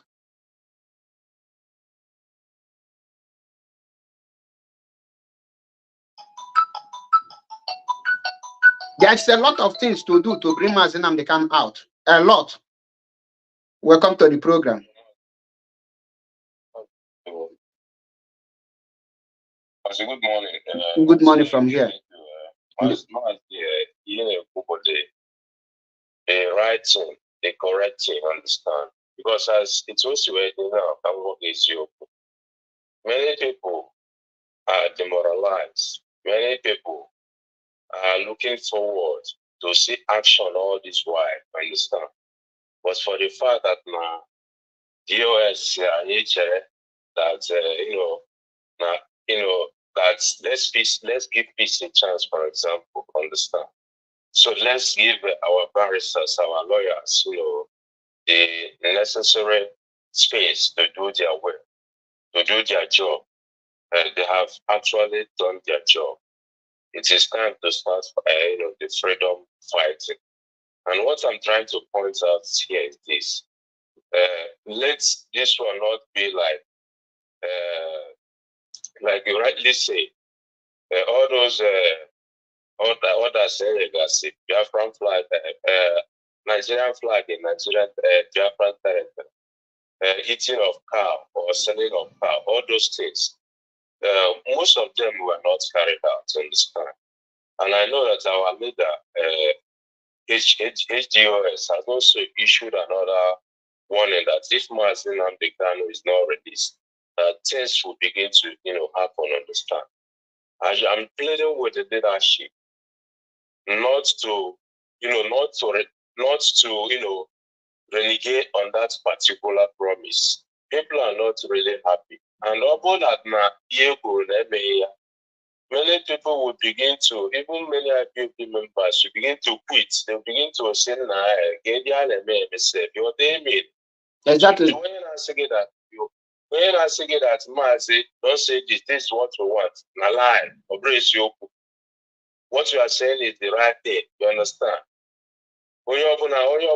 Everybody's pissed off. Any peace, a chance. About that now, we can't start now to fight freedom. We have created enough awareness. If we can't start now to fight for freedom, you want to go? People was a small boy like me and was hypertension because of Biafra. Let's start now and fight for freedom. Others will carry on. If we die, we die. And let's stop looking at what with the world we say. They will consider us this, they will consider us this. The world don't give a fucking shit about you. When we start, they will come to a round table and talk. Understand? So it's a time to start. We have tried. The world knows we have tried. And let no one tell you, don't say it this way. They will start fighting, no, lie. I saw some comment section, Gina, saying that, na lie. Gina, one of our strongest women. We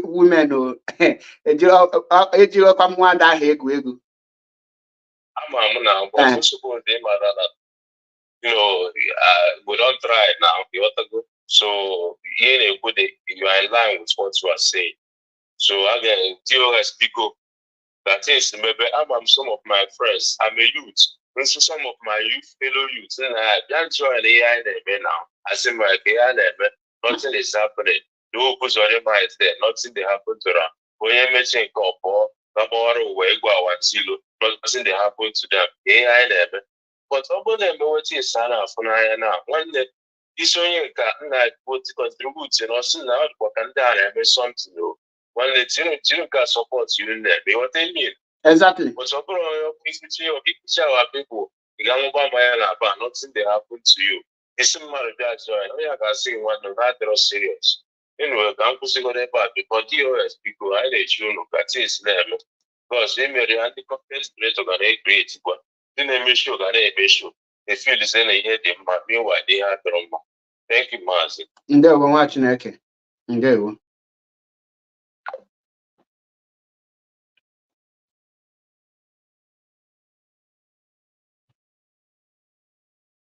Anyị agafego stage anyị ga na-eche na ihe people ga-ekwu na ihe ha ma akwu. Let the world say anything they want to say. Na-anụ ọgụ ka eji enwe round table for peace. Ọkwa Russia na Ukraine na-emezi meeting together how to bring peace. Ukraine aka na-ekwu okwu iwebata NATO na. Ukraine amalozi ebu NATO. Mana ọ bụrụ na Russia gba nkịtị, what will NATO do? America is world power. Collins Mezie. I'm aware of that. Which media? Collins Mezie, we know. You question my idea, but that's why I'm not going to get it. Rap, I'm a man, Malanya Lolalo. Mbe men who could mama, but I tell them here their argument. So, Okonya Bona Yen Nolbu will do your point. Then always make our I'm a member Donya then unpack you on one side. I'm anya lolalo.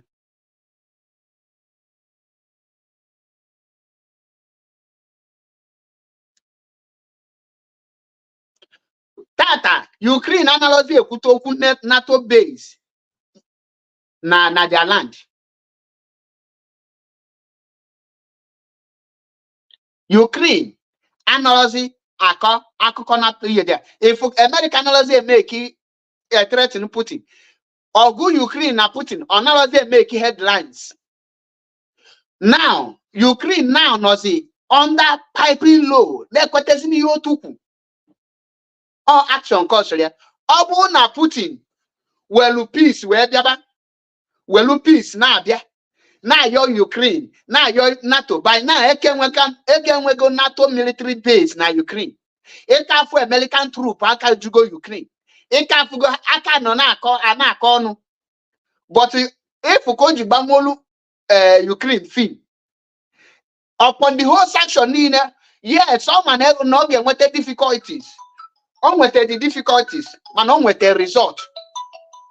On with the result. Welcome to the program. Almost hate Biafran. No. I don't know. I don't watch what this program. I didn't know from the beginning, you know. I just listened to two people talking now, you know. The two people talking now, and I feel one and a hand. They never asked for people to go to before you do. Exactly. I listen for two people talking now. Half a hand is national.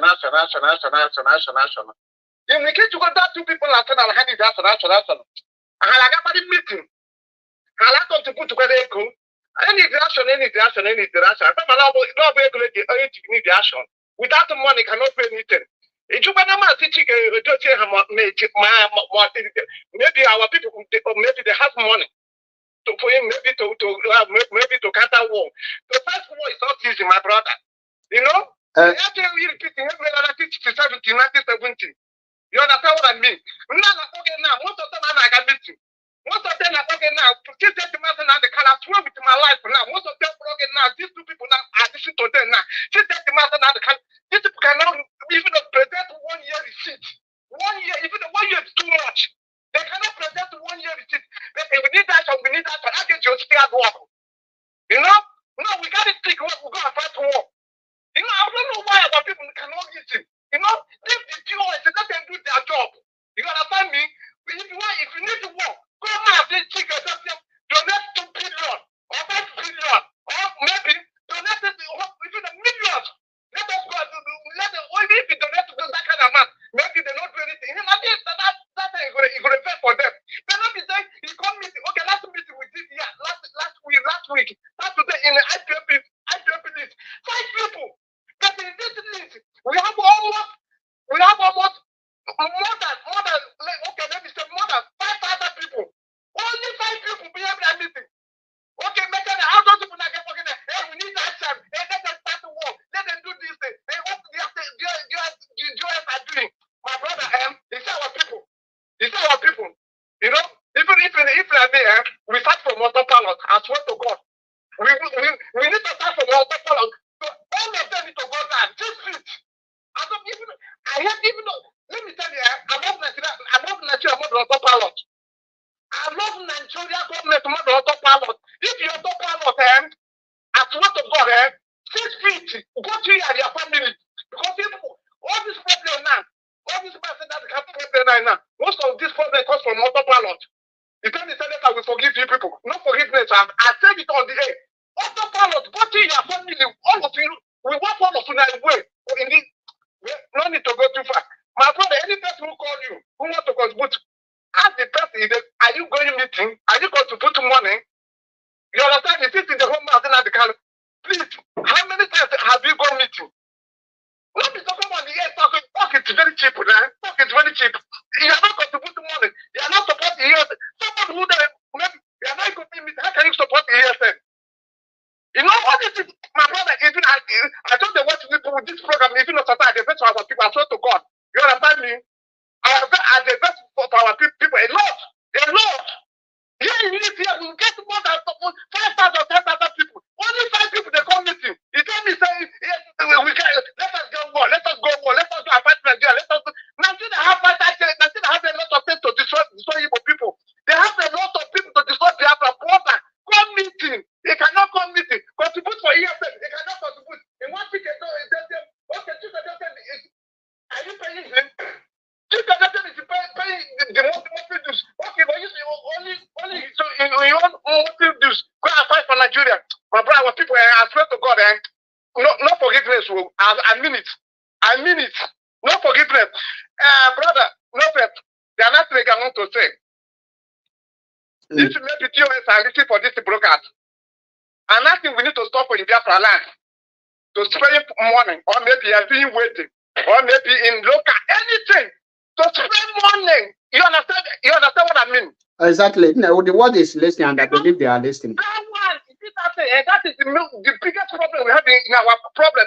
If you are doing well, nothing like spraying money. If you are doing, if you go for disco or anything, or work on somebody die, you see the spraying money, we need to cancel that in there for life. Any person if we catch you, spraying money there for life, we need to send you to even to God for judgment. Finish.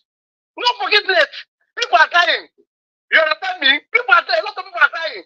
That's why sometimes if I tell our people, what did our people they did in this list, my brother, what even that in a zone now, that place is living in Italy now. If you can't tell how many people live that in your own zone, there is almost let me tell maybe 1,000. If you come for that meeting, only maybe 20 people should come the meeting. But that's the one who never come meeting. I don't think, hey, let us go on. Let us do. My brother, I'm getting angry for our people. I swear to God, no forgiveness. Let me leave you. I'm getting angry so much now.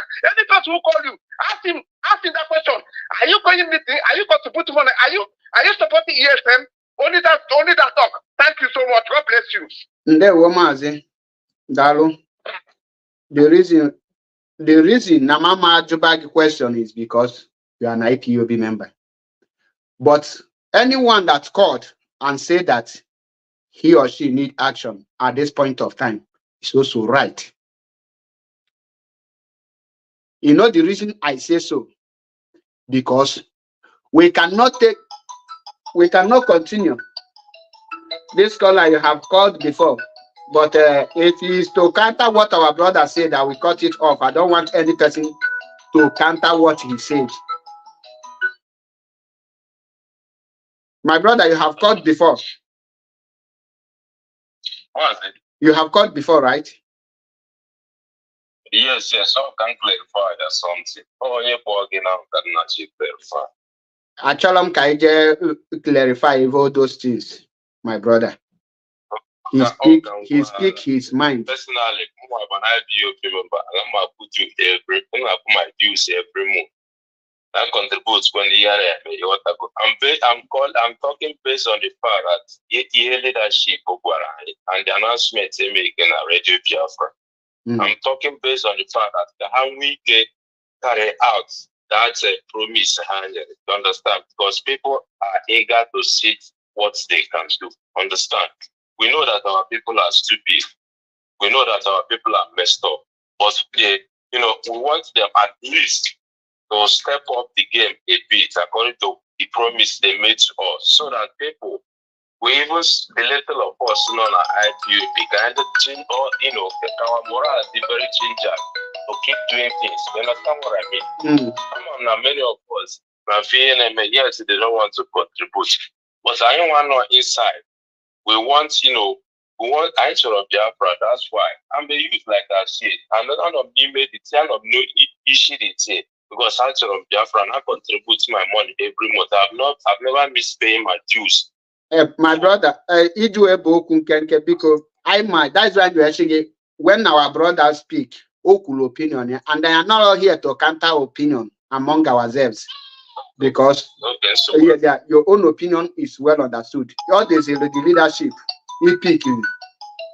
I pick this direct call anyway.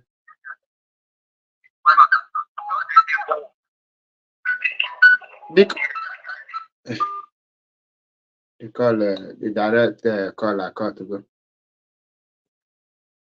Yeah, boy, alien.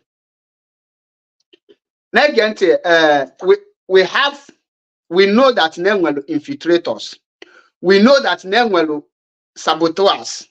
But the truth remains that we need to implement, intensify what they have already said. Turn down your listening device, please. Hello. Good morning from here. Ndewo. Calling from South Africa. Because here I don't know too much. I'm really like I will method the method may use into accuse. I am not follow enjoy or IPOB member. Why you need to be so also I can tell you. Thank you, my brother. Ndewo. Okay, thank you. Ndewo. Yeah.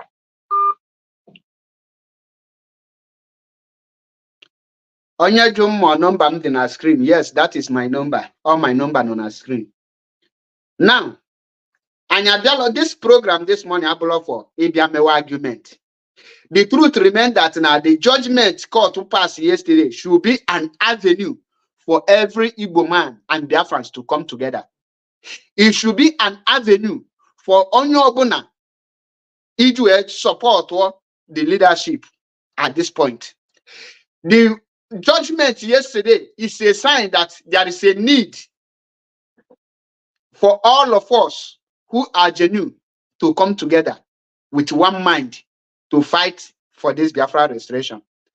Abu Naima, the people purely sabotaging this struggle, we should first of all start with them. Then after fighting them off, then we'll face the external enemy. Because we cannot fight the struggle carrying our internal enemy. And that is why, for you to know the people who the internal enemy, the ones, the order, the leadership put go already in a place is what we are telling them that there should a certain action to enforce such order to become law. Because if a deal is passed and become law, if there is no any law enforcement, that very law will never function nor be respected. So for the law to be respected and to start its function, it needs to be enforced. So for my own understanding, I believe that the people are calling for the enforcing that law. For example, the usage of Nigerian flag, the zoo flag in Biafra land, have been punished by the head of the Directorate of State, which is supposed to be implemented. The banning of Fulani cow was made by the head of the Directorate of State. It should be enforced. The Biafran national anthem should be used by the schools in our land. I believe that before the leadership of IPOB, before the Directorate of State will come on air to make such pronunciation, they have already check and balance and the way everything have a means of carrying out these things. Because if you tell me that Chike doesn't will come on air to make a pronunciation without proper arrangement, automatically I will argue with you. I will disagree with you, because I believe that they know the meaning of their words. They know that once they say anything, Biafrans are expecting those things to be implemented. So when people are calling for action, we should not look at them that why are they calling for action? Why are they calling for action? No, believe you me, if you stop Fulani from Igbo land, there must be a retaliation of that very action. And the retaliation of that very action will give more result for us to achieve Biafra, which me and you knows the truth. Banning of Nigerian national anthem, if you enforce it, the credit will draw us more close to Biafra restoration. We have a caller here. Welcome to the program. Please, your name and where you are calling from. Because I'm going to out on this program today. Going after again, ABC Abo. After more Chukunamso, when you move to Israel now. Okay, a IPOB member in Israel. Yes. Up to now. And Magawan all the protests. I leave my job and go to the protest also. Okay. You have my number, you can ask. Even I can send some picture for you also. Okay, to go see ahead. Me, we are going for protest. And my guy, this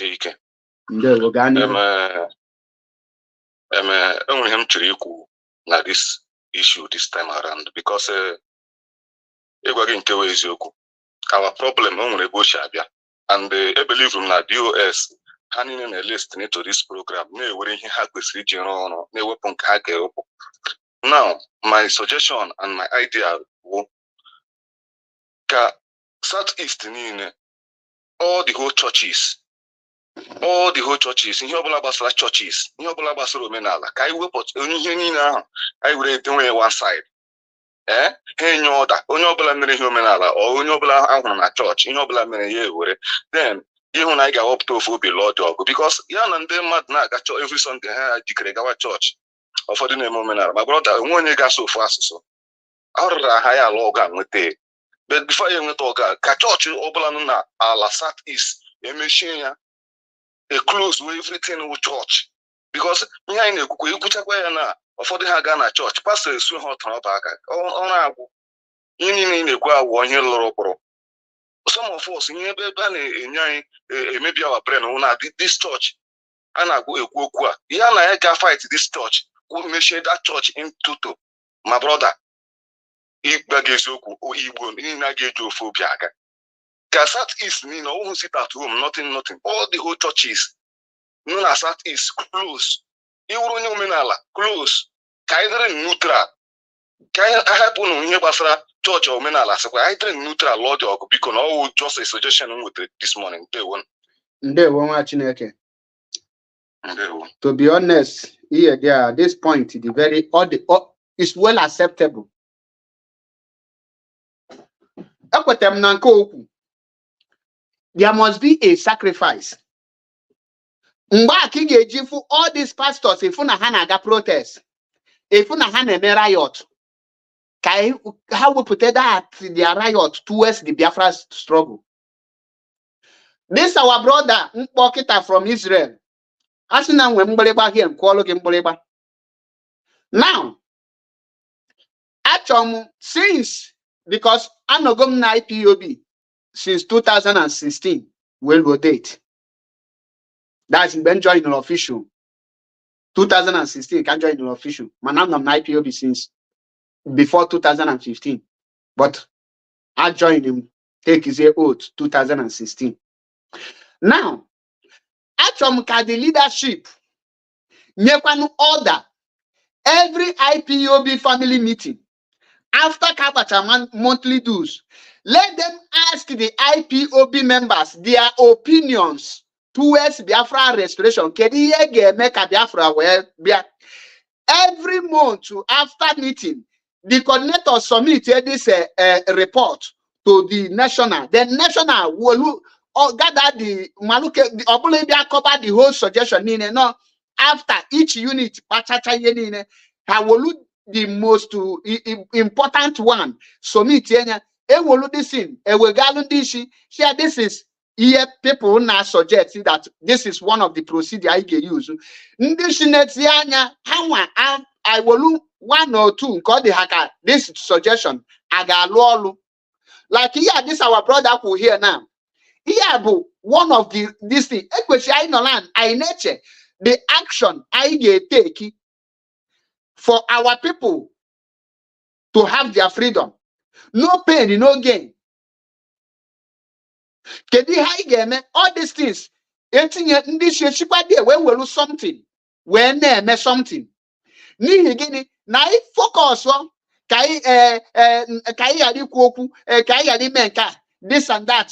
The lawyers cannot give us freedom. And then what the freedom ni me court. On one country, court and alone a court to declare or you go and get your freedom. Or the law possible. It is impossible. It have never happened. Even in one of Mazi Nnamdi Kanu brokers, also that Nayana had Jacob teacher with Biafra. But here is to just change it off for Kayali that is a MSU Ndaya Bidomewe Kayali hold and you're responsible. Which Naya Bidogo from the lowest court, loan at the highest court, and you mezugi. That is why we're saying that we cannot hold any person speaking now, not speaking out of emotion. Or negative. Actually, can the IPOB leadership carry out investigation? Imana 95% of the genuine IPOB members in the age of 40 years down, they have high blood pressure problem now. Are you aware of this? Ima the reason. Okay? You don't make it ima the reason. From 40 years down, actually only 40 years up. Okay, let me say from 20 years to 40 years of IPOB genuine members are having high BP sickness as I am speaking to you now. On by any reputable oria, where all you be where Musisia and what is it Biafran that hang a year than well as the people get me a joy. Kai gauge that you get Belugo number.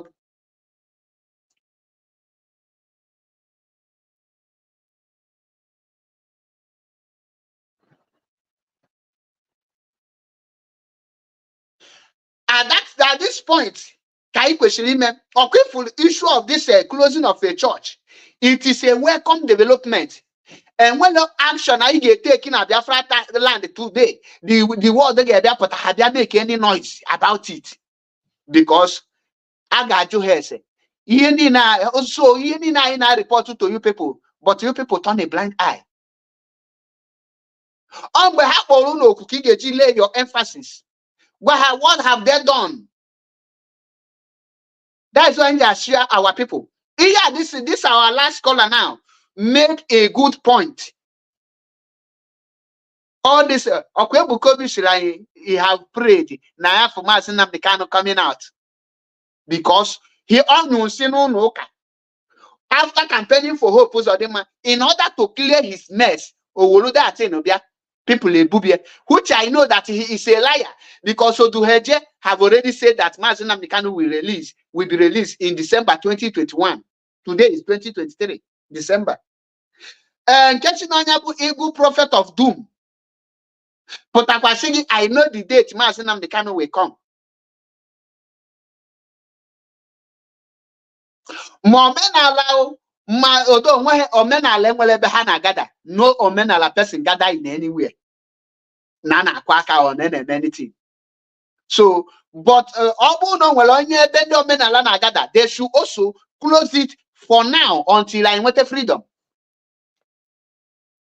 Man, the most important thing, my Catholic church, my all this Pentecostal Anglican church, if we can be able to stop them.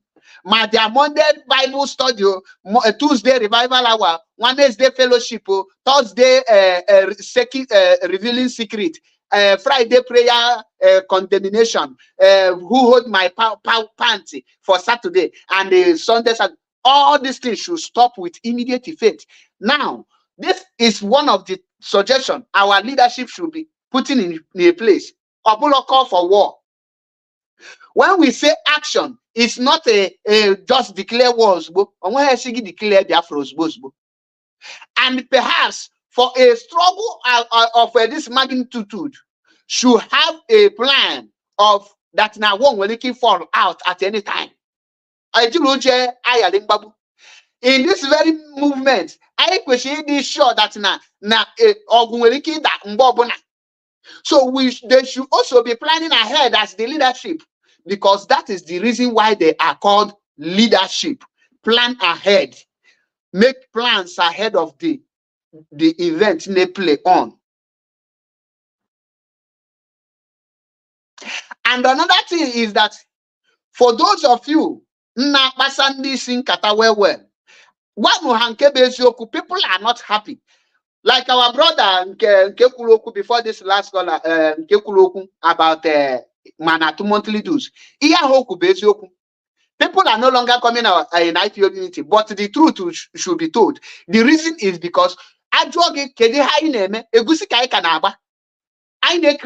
their awareness.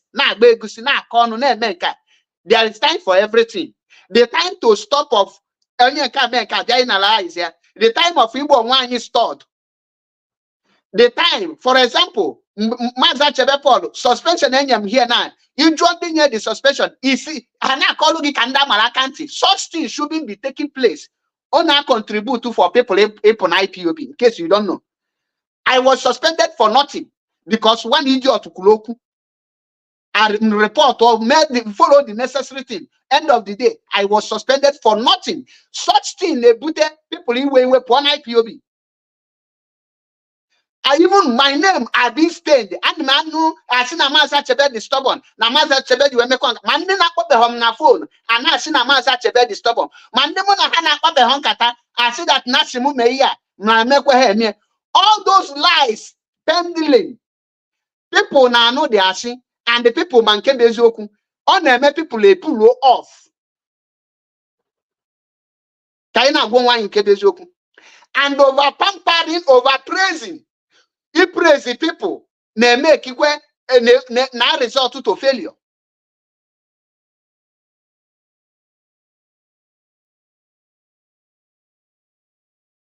On a result to failure. So I now consider now people way poor, this and that. John Weggy, the judgment I pass on some people. Okay, the reason you pass here. Obo I'm the committed. No, not you have more in anger on this struggle. With that, my suspension. Imana will join autopilot on really poor. Because it is a clear injustice.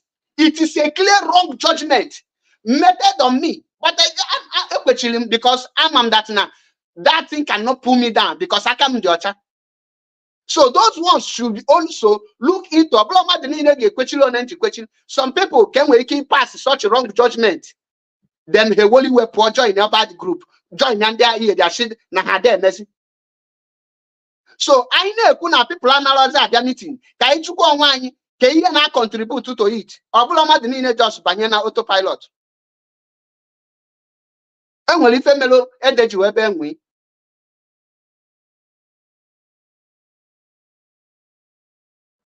And with them a lot of condemnation. Can make video by Stalu this boy and watching Guzeguatu. People be not condemn man the same people. I've long when they back on a team. Now see one with this boy now with Pafam.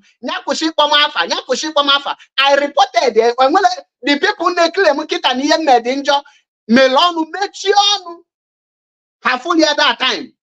When jogi unachena before made that video on a mama lon and a file or do on a mama lon or danger. I know it's very bad, but yet you may book at people where mom that now everything were boundary. Since the people now the leadership had that fuchibu kahafunka draw the attention on that occasion. That is why every action if Madu take in this world, there is a reason for it. Imagine na expect na muna gina nogu. Nitie makanobi. Nchoi titega kan. Biakwatie ginobi. Another like that. Another man mention revenge. In revenge check ipe yarimam. I could go several times. Nene ben revenge. And ipe na mamu. Na madil after mi ba ha mamu. And the reason na madil after buna. Nge buzo jidofo. For example now. This girl or this lady. Anna Bejiro. All they use my name now. They all sort of rubbish. Akpogomie. I discussed with him, with her, Obido Balalumumba, cover all manner of rubbish in court when I call. And the people na chigwam na hanala for my name na her platform na all manner of rubbish.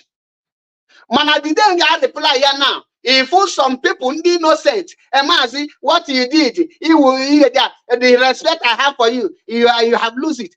All these things they put people in join the wrong gang.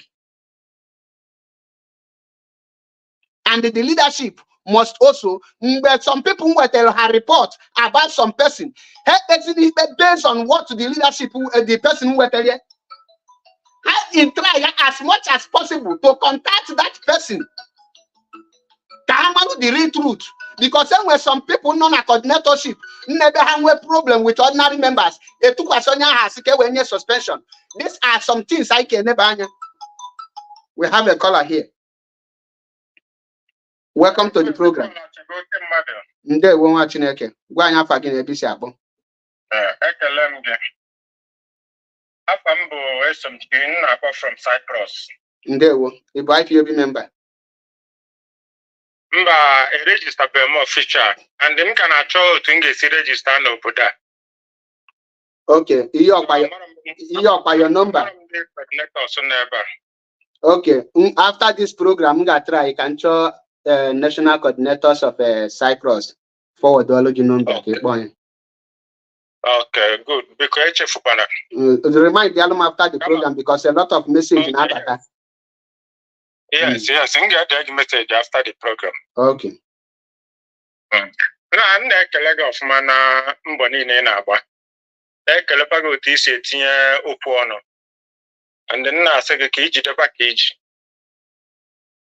I did easy since yesterday.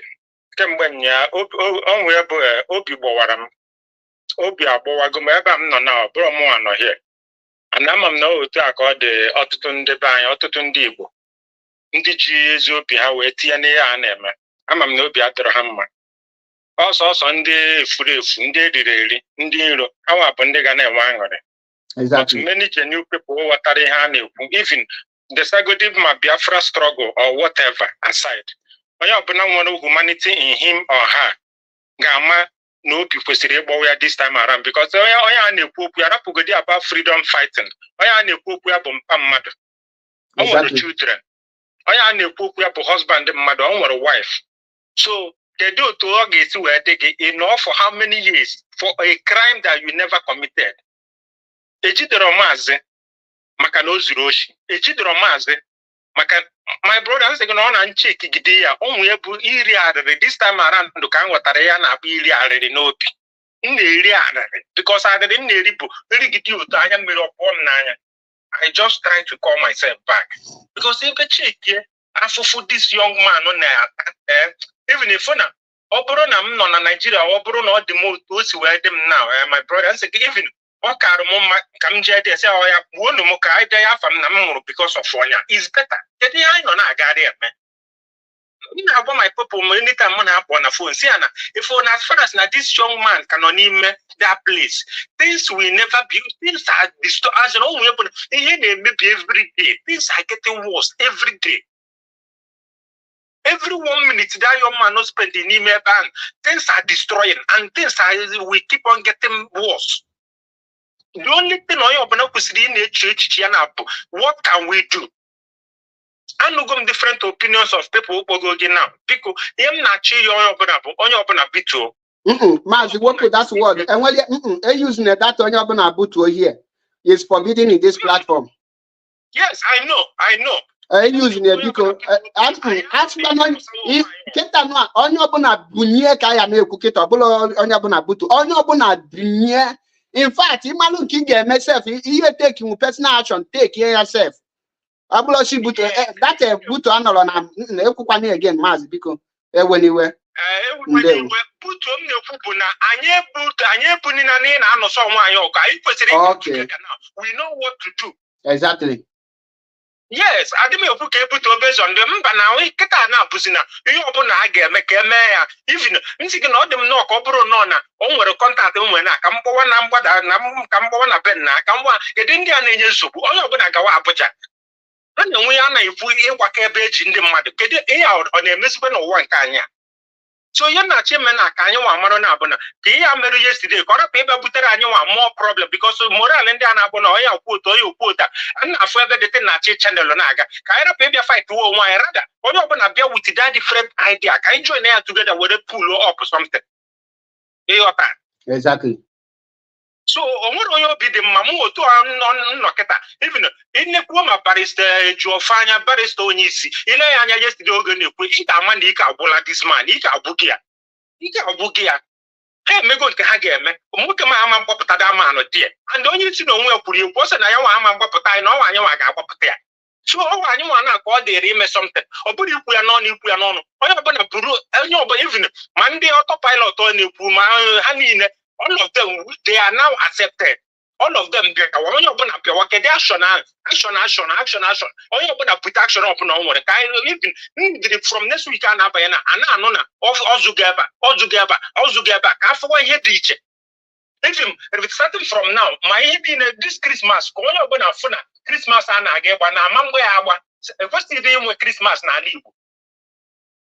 Everybody has a winning occasion. Na governors na the politicians na see what even open a close or down. See me cheer open a see a council off everything. And then make Hamarano on what anything I need. On what on medic.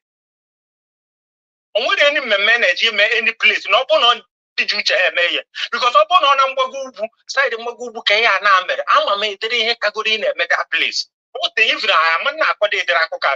that 2021, a man could say for bad December. What impossible? But look at it.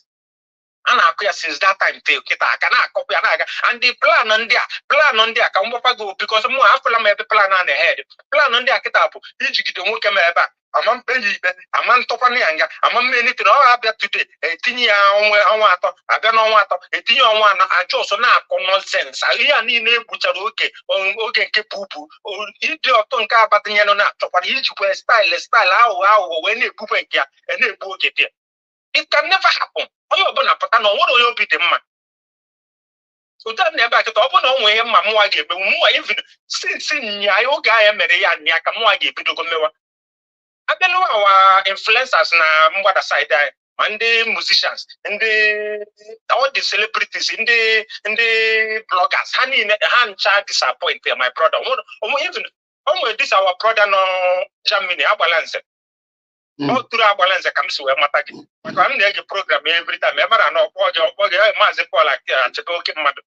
So agbala nze nọ na-ekwu the other time before onye isi gawa ụlọ ikpe akịta na onye ọbụla atọsawa maka onye isi bete efo akwụkwọ mbika niile a na-ayọ mmadụ ole tọsara ya mmadụ ole kwuru maka ya azị na efu na ụdị nnọọ ka a ga-asị na ovin amsi Chineke ka ihe m ji wee kedu ihe mmadụ ji isi ya wee kote kedu idere ha wee nka idere afụfụ this man nọ na-ata maka anyị nwa ọ dịrọ wọdị atọ even onwe ha 0% is not even or make nwụrụ percentage. Biko ihe m na-achọ iwu ya kịta bụ unu nwa bụ ndị isi nọ dị ya mmadụ na otu onye ọbụla gaa na drawing table si ha draw ya ihe a ga-draw ya kịta let something unusual happen.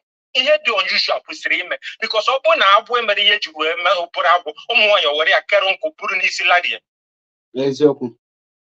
Onye ọbụla iwe na-ewe onye ọbụla buru dị amụrụ ala ndị ha yoda mara way to channel it. Let us come together. But achọrọ m agagide onye ndị a ọsị mba unu ndị a just like edere ya this our brother Puna nke akpọ from Israel ka ewepụ ka ewere emegodi ka ewere ya gbasara religion tinye n'akụkụ because eburu ihe religion na-abịa na ndị nke chọọchị ọ na-abịa with the Christian religious knowledge mentality ndị nke omenala were ya na-abịa abịazie together efu onye chọọchị ọ na-asọ onye omenala asọ onye omenala ọbịa na-asọ onye ka anyị wepụ ihe ndị amara na anyị niile bụ ndị Igbo wepụgodo ihe pụtara na ihe pụtara ọ nwere ihe pụtara abụ ya gbasa na onye ọbụla.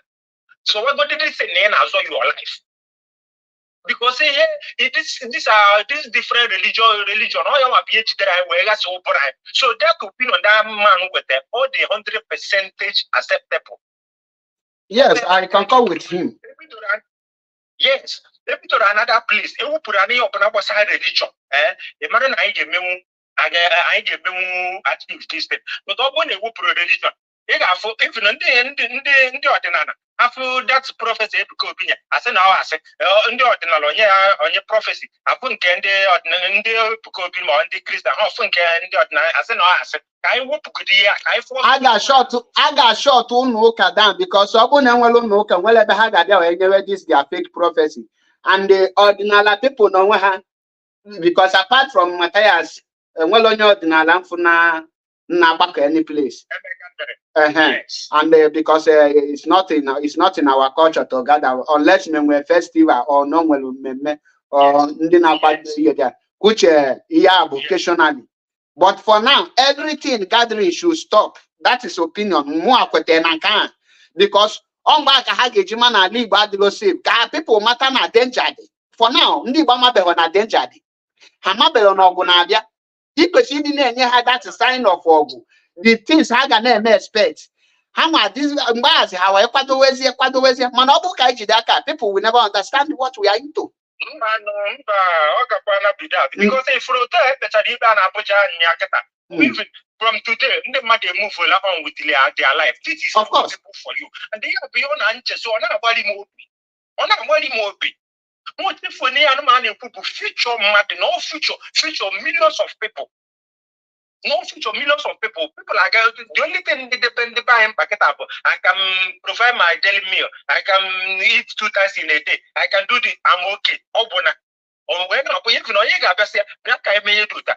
I tell you to that. I'm not working on I get up to the end. Can you be sure I'm a page?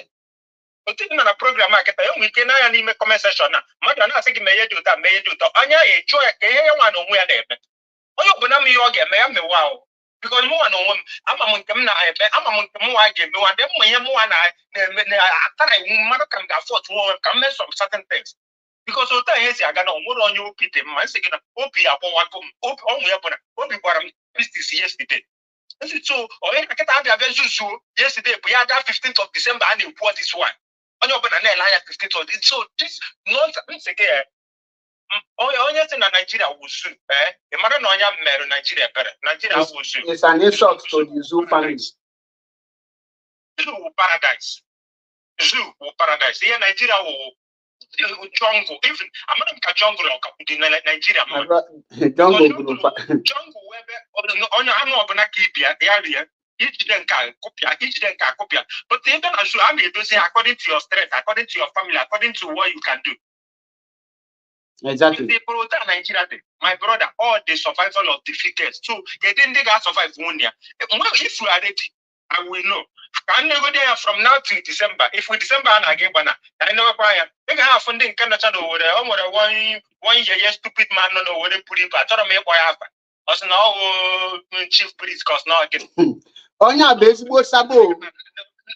Oh, how I went down, I am number aside. I got December, I get a from Tia Kana, I live where I have. No one is somebody not there for you people. I'm not there for his own problem. I'm not there for his family's problem. I'm not there for anything else or for all of you. But none of you is doing anything. None of you is even making any effort. This again, I ain't talking to the one of this man if we are reasonable.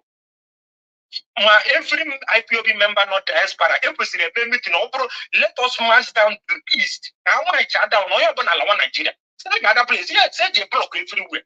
And come have a cabo and the governor, cabo and the senator, cabo and the issue of the child. And they are need the who's can't suppose or honey in a pundin and mayhem. And in a post to, we don't need to wait for them again. We don't need to ask them or do anything. Let us go and take that law. Now, I can't do this. I can't go see how I get. Because of Russia and Ukraine. Yes, now. Oh, here they move that. He may have I'm not naming something. And there was people who get the video and then this year. And how much Maria was, but I'm not on them. Of course, Christianity, Christianity, religion of the week. Upon I saw you want to wear Pias and divine. Yes, and the mother you side, your Christianity, religious knowledge, I want here to wear yes, you open our second, go, we do it. Let us believe in God. Let us pray. We keep praying for him. We keep praying for goodness. Are you stupid? Pray for who? Give me a prayer now. In an physical things and as a pray. Pray again. And which open on to the event is where Memo yesterday, released this young man yesterday. It came from a case no copy non a Lagos Aquili on a queen. Okay, so now no go for you. I'm not just fight go where. Not just fight go where no over do not no get who pose at the member campaign. Now say I know what they had there and they get anything. Now they release their Mazi Nnamdi Kanu. If we send any lesson on desire, or Baziara, I don't know what. Even a man see it from yesterday, was there this year, or next year, I got working out that they had released Nnamdi Kanu. So this thing now is not about the on your opponent with the action. Or put it here and put on your opponent with the action. Can I make something different this time around? It's no longer business as usual. But this business should be the one guy from every Atorania. Because I am saying, I'm going to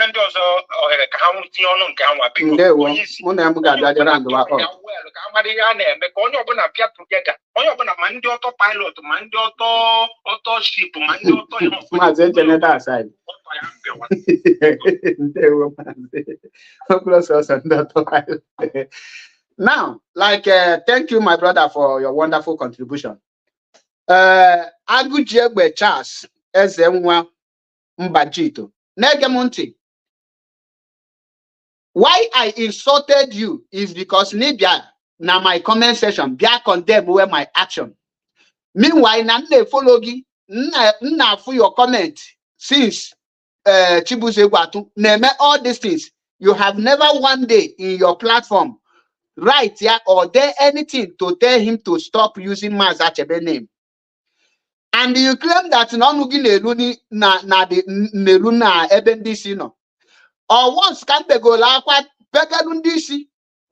My image is nothing to some of the leaders.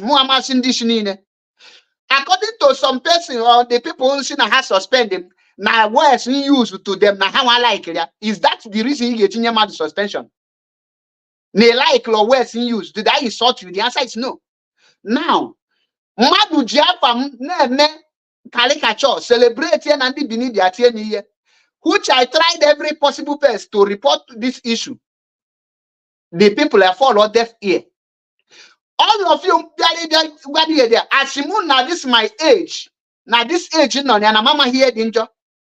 As now before made that program, na mama how not jobulu den esibu kaku. The reason you able na ndishi in charge failed to take action against Chibuze Egwuatu. They made it look like no hangana support and hana pampia against some people. That is why I made no fucking care of their suspension. Had it been that the leadership played their role as the leader towards Chibuze Egwuatu and my issue, those things will not occur. But the leadership, Mazi is nothing. That is why Mazi didn't do that letter, suspension, because of Chibuze Egwuatu. Till today, this is what Mazi did for that suspension. So why are people complaining that people are now at the IPOB meeting? Or any guy about IPOB meeting, or report to EMA, suspend the Ekunacho. Mua, another kita Muama actually Nandi against Sonia about IPOB because Muanano, my injustice na passing on a daily basis. Mada Sama to was a Mandina Opelum Nakolu, Jena Vandisina, Nahasi Mume Yedion and Amekwe. Meanwhile, that person Nakobem Nako, including the German national coordinator, the Akoye listen and the stubborn, still simple Wamona Dama Nakobelon Kata. Have any of these people called me to ask me what transpired? Have the people called me to ask me, give me the truth, based the suspension? Can the justice pass based on one person's mouth? The suspension. Why can't that suspension be investigated? Okay, one of the leadership, the suspension. In expect can people continue? If all those things cannot stop, expect more sabotage. Na mat sabotage labro ni ge mi onyozo oyali sabotage. Chibuze Egwuatu on a live broadcast. More called the father of Achalugo. Akovanya. More kwam and well anything. On what any media warrior on a then put up a live video. Sinaya resign, go from IPOB. Although 1 week, I put you back. Or Sinayana Chietego, then mother their suspension letter because of the person. Or mother there is that I'm wrong. Again and again, and I never regret my action, and I can never regret that my action. Not today, not tomorrow.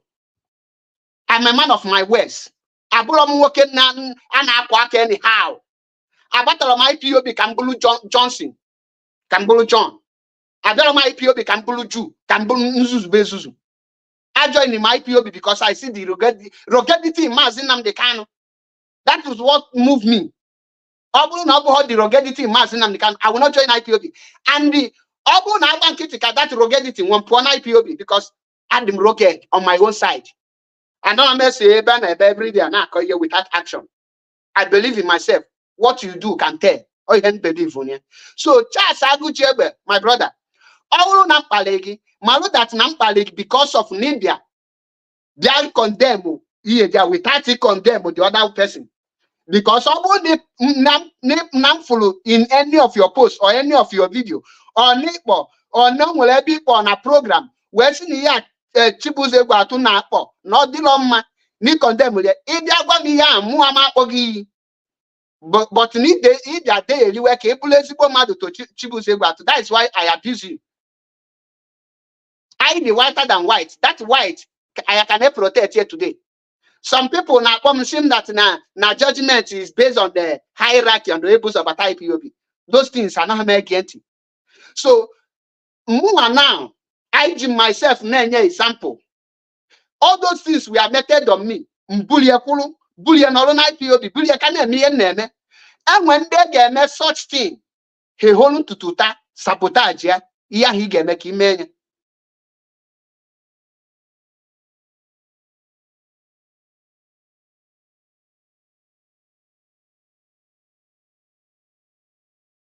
And when dog abulu, he hold to sabotage ya. Anything in there, but I never choose that part because my freedom is not negotiable. And when any injustice see tata, can't you cannot one person man injustice, then sabotage why the struggle. I can't do that.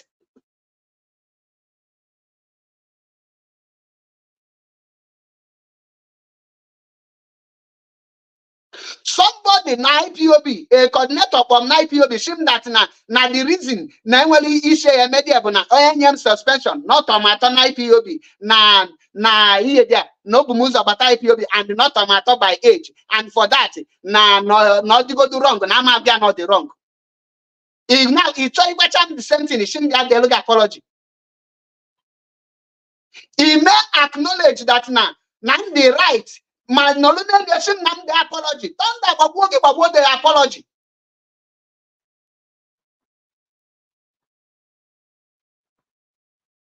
Since it's like you're not Nigerian court condemn more the uneducated kidnap for Mazi Nnamdi Kanu, condemn more the revocation of Mazi Nnamdi Kanu bail, Manyezi order. She had the Mazi Nnamdi Kanu. If you as injustice or not, Tibata, Mazi Nnamdi Kanu the right. Mana the Mukwetana Maria Jona. Ibonya la yingi there. Ishnike lindi. All those things make some people quit. That is a pure injustice, and it is must stop. That's why I got the leadership of IPOB. Please, one of you people, any person suspension on your own people, investigate it. What it to be, call it off because unu cover anya. A time will come. Say cover me, I cover you. And that is Nigerian government. It is it will be very painful and a lot of things. These things will hurt a lot of you. Mananga for the own good, for the healthy of this movement, and for the healthy of the leadership. Can people yali mezine echinine onwenye suspend? No na eju suspend onya keju suspend onya because onweli kechinine na ipotagwa na onya meliye ona. Person like me, it will be very hard for me to believe you again. And you might be suspension. To be honest with you, I believe you because the first thing that on my mind, but now we qualify or Bruno and most especially onya when we can protection and MLA. Person like me will believe it. I believe you because in my I will believe that no MM. But when an injustice is noted and the people look it and they stop it without fear or favor, without making it look like Nonya is no gray area. Okay, many people are married, yes, now there is a this thing. Okay, for that suspension, I will never forget it and I will never forgive people in charge. I will not. And every time I will be reminding them of that injustice because that is the highest goal. That's why they don't put an now the suspension. I submitted or I tried everything, all my national connector. When or Sabale Mananum non the Jagua people America. All these lies are from the reason I told Yasia. Or you told Yasasi that people like Yagi. I am nobody. I always do my business. I don't love calling people. I'm not a goosey quasi behind skin. Iobunanku na zumado. Iobunipom na phone na nkuchianya. Bomu niru the person who gave the 10 thing. I'm not a me twice. Igwam ni ya the ocha. Munagi kwete ni ya the ocha. Nge wolie ni ya the ocha. Echini cover out of idiot charm. Muaga happen. Only can follow Giga in a wrong direction. I believe before Negwamoku, make sure that Nina Guam Bezoku and the ones whom Solugi, Nge Sogi Nezoka, in deviated from Ezokun Sidiapo.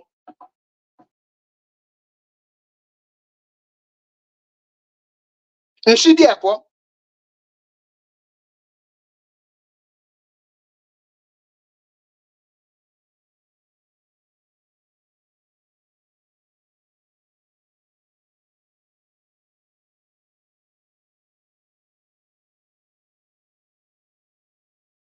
onye na-akpali nne mmadụ akpalie nna ya bụrụ ihe ọjọọ. Ọwụ na Chibuzo Egwu atanara akpali nne mmadụ na nna mmadụ ihe dị a ịma afụ m ka mkpali ya nne mana ọ na-eme mana o nwere ife merie. O gosi that na enwe ndị na-eselect apunish. Or imagine no more Mazi Achebe pụta na live broadcast wee sị na ma resign go I call it a quit.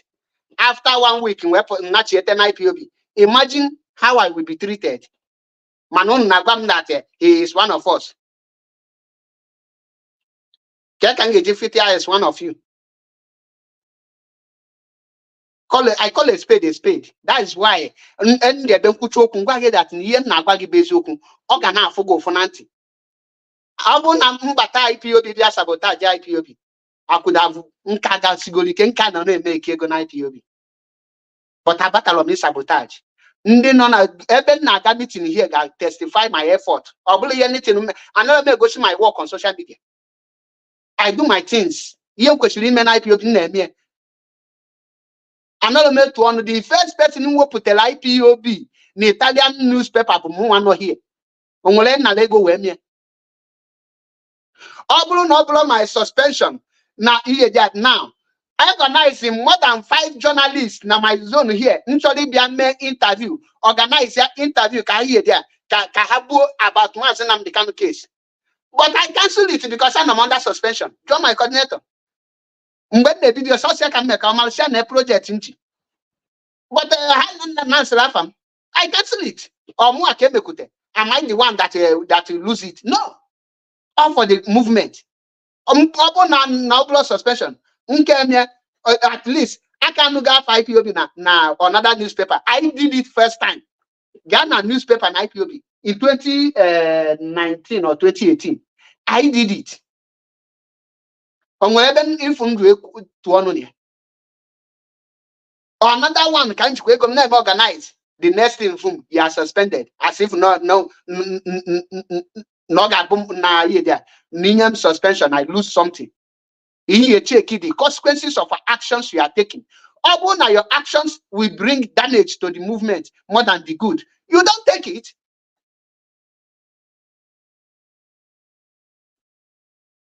I tell me anything with you. Yet you reply, yeah, our brother Charles Agujebe is because not their repeat here or their remind them which with your honest, I'm not allowed me pretend. Or by menakata, your lady happy with you. Ne pretend, I'm not allowed me. That insult, a whole log apology because you offended me. One, my number, a column such thing. None of you did. Now if you are condemned, another me there. That is why I always call people in as far as need on IPOB for something. Come on, get Babagi or Biana openly. I call you. Kamalu the reason.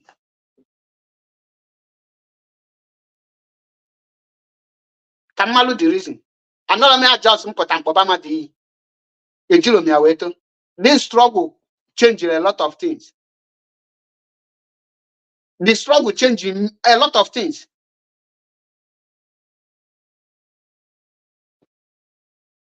Imagine none of this IPOB now. Nigeria government in our chum. BBC. The letter, forward the letter. I was among the people BBC. Ndege letter nana submit Rafa. Now the same people mona hana chuntanch. And then will remember there with my name. Maybe my family name and my own name. Or they can that letter in July. My family today hana jum Mazi Achebe okay female. Now what no well I have explained. I go explain tire. Maybe the family name like this. Why do you can alone IPOB? Why are you still with these people? Call it a quit and come back home. But I refuse. A lot of the man that come na phone. Most especially Ndijimba they go na my family. Had that wasn't na phone.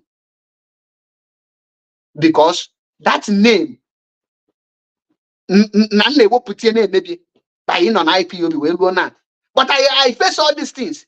Not a no, no, no, got them. then in all on a comment section, if that delum in the year, there is him up on a gee. Is him more of way there. So such thing at the land. On now, suspension now. On by some people, not malaria. So image here the me protect. Man image juniors had me protect. All these things be and I. Oh no, be a hand. Before he may be image madu. He may protect your own man and conyos had the man. So opportunity where your IPOB leadership. Bikonu. Bikodo. And we tell you report. Try no from the other side. And well, evil coordinators and the evil national coordinators actually made the IPOB. Once he made their bidding, Obu equal law, Meya and Hatcher, and Jay will laugh again, stay here before the leadership. I travel away again, suspend digging. And that is my case, is one of it. I'm gonna Mazi Nnamdi Kanu potanka any day actually because but the worst judgment in Fugolun in my life. The worst ever since I'm home. He didn't name suspension with no reason. Adana Bachis for that tender apology. Nda we lock now people never respect. Inga kwa hatonda babu her for speaking such evil with their mouth. More consider such action as evil. I believe so much in justice. I believe punishment. Allow me to enjoy the right. Don't tell me because of a name. That is my mind. I'm somebody may buluma the way no be. But nevertheless, Agu Jebe is one of us. I can't hate him. Nampoli minilo na hate it. Nampoli minilo na hate it. O minilo namfi ebe madu surrender ya. Ime yojo nshi because of nampoli no ye there ngafem. Tukwa kpomo oku ma me such thing. Mfia even the same chibus ego atwan. Mfia ebe na ndi bini or ndi ozo ndi fulani na-ekonuki ihe. Nga azọpụta godi ento before nse ifukwa ntụ gị. Nga ebu ụzọ zọpụta ya then say look at you. Mo ye dia mana enwere ihe ya ebe o mekete enwere ihe eji agbagbu mmadụ. Enwere ihe mmadụ ga ebe o mekete gbagbu onye a.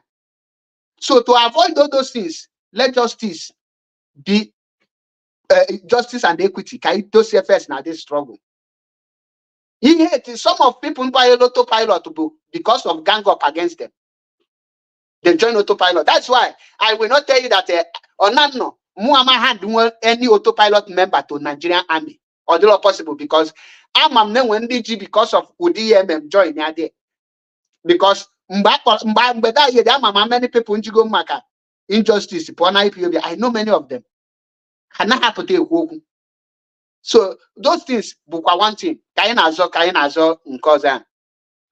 why they are called the attention of the leadership to those things. Take a wrong path. Hajiru makana ki I yele ya the person or kaya and the next floor member this and cover such injustice. Only create a lot of vacuum. A lot of vacuum. Because you are a leader, but makaning followers. You can't be a leader to yourself. You are not a leader. On this note, Kanga say, the time for all of us, if we are together, is now. And when you are December, and when you are more delay, the court and this issue.